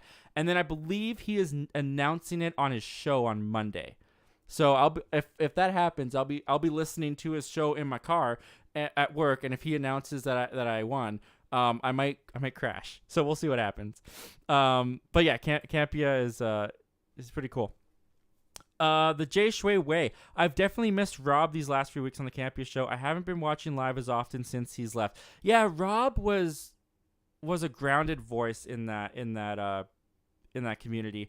I really loved Rob's takes because Rob worked in the industry. For those of you who don't watch John Campia's show, Rob was like his chairman, his sidekick on the show that he bounced opinions and information off of. And Rob had very unique insights, and I really liked listening to Rob. I do miss him on the show, so we'll see if he comes back. I don't think he has any plans to come back though. The Jay Shui Wei. But it's awesome seeing their Cinemacon coverage. I just love Rob's childlike awe. He has over good movies. It's infectious. I agree. I love Rob's childlike awe. He's very his excitement is infectious, like you said. But yeah, I've been really enjoying their Cinemacon footage and coverage. I've been listening to it every day. Read Comic. Glad your views are doing well. Well, dude, thank you for contributing to the views. Thank you for making them do well. None of this is possible. None of these reviews, none of these views do well without you guys. So that's why I say this is our channel. We're a partnership. I make the videos. You guys, make the videos what they are as far as I'm concerned. And it's a beautiful, beautiful thing. And I'm very grateful and thankful to all of you guys who have given one click. Even if you clicked on the video, saw my face, went, and clicked off, you still gave me a view. And I appreciate that very much. I don't know why I did that. That's very weird. I've never done that before. Tank Kramer. Yes. Good luck to you too. Thanks, man. Noah Kaser, I'm happy with my views for my last couple reviews. It's by the way, Noah, thank you for being here, man. Thank you for joining us. I'm happy with my views for my last couple reviews. It's better than they were, especially for some of the movies I reviewed. That's awesome, dude. All I'm hearing is that your trajectory is going up, and that's what you want to see. That's the results you want to see. That's awesome, man. I'm happy for you. Feature Junkie, I'm curious, what is your most anticipated movie for May? It's got to be Guardians of the Galaxy Volume 3. Which is out next week, which is crazy. My most anticipated for May happens at the beginning of May, and then May is just shot after that. No, but yeah, Guardians of the Galaxy absolutely is my favorite. Zack Attack Reviews, what do you use to stream? I actually just answered this a little bit earlier, so I won't go into full detail, but I use OBS Studios. It's on my PC. I have a monitor here, and the graphics and stuff are made on Canva, which is an app that I have on my phone that I then hook up to the PC, upload the photos, and then put them all in OBS. OBS is a little bit complicated when you first hear about it, but you can get the hang of it pretty quickly. Definitely look up on YouTube OBS for beginners. You'll find tons of videos. They were very helpful for me. Excuse me. The Jay Shui Wei. Are you seeing Oppenheimer or Barbie first? I'm seeing Oppenheimer first. I can't place my finger on Barbie. I don't know if I'm looking forward to it or not. Because some of it looks fun, and some of it is just weird, and I don't quite get it. I don't quite get it. The marketing hasn't been selling me very much. But Oppenheimer, super excited for Oppenheimer. Christopher Nolan, a biopic, I believe. Josh Peck is in it, which Drake and Josh days for me. But yeah, that movie has like every star in the world in it. I'm looking forward to it. Zack Attack Reviews. I watched for Rob and Chris opinions. Missed those guys. Yeah, Chris is still on the show. Because I've been listening to the show and she's been on it. So she just doesn't work on Wednesdays. She's just not there on Wednesdays, but she's there for the other days. Sometimes she's not there Friday, but I think Chris is still sticking around. But Rob went off to do his own channel. The what is it called? The Geek Singularity or something like that. I can't. It's the Burnett Work is the name of his channel. I think is the Burnett Work, but it's something like Singularity or something. I don't remember. All right, guys, and that will do it. We have reached the end of our comments and questions, and holy moly, 2.5 hours you guys stuck around talking movies and hearing my voice, and you could have been watching an action movie. You could have been watching Infinity War. You guys stuck around with me for 2.5 hours. I cannot tell you how grateful and humbled I am for that. Thank you, everyone who joined me tonight. Thank you, everyone who watched live, watched the replay, everyone who was listening over at the Zach Milne Talks Movies podcast. I know I have been terrible with getting this podcast up. Apple Podcasts have been driving me crazy. No excuses, though. I'll get this up eventually for you listeners. Thank you for joining us. Yeah, it's we got featured Junkie in here saying it's going to take some time to realize. It's actually realign. Drake Bell corrected us a couple of years ago. It's not realize, it's realign, which kind of blew my mind when he announced that. All right, guys, with that, I'm kind of tired. I'm sure you guys are tired too. So I will bid you guys all a good night. Thank you again for joining and watching. I will talk to you guys again When will I talk to you guys again? Why is my brain farting on this? Oh, right. I'm gonna talk to you guys again like next week. That's when I'm gonna talk to you guys again. All right. I gotta go to bed. So I will see you guys again next week. That'll be the same exact time, same exact channel.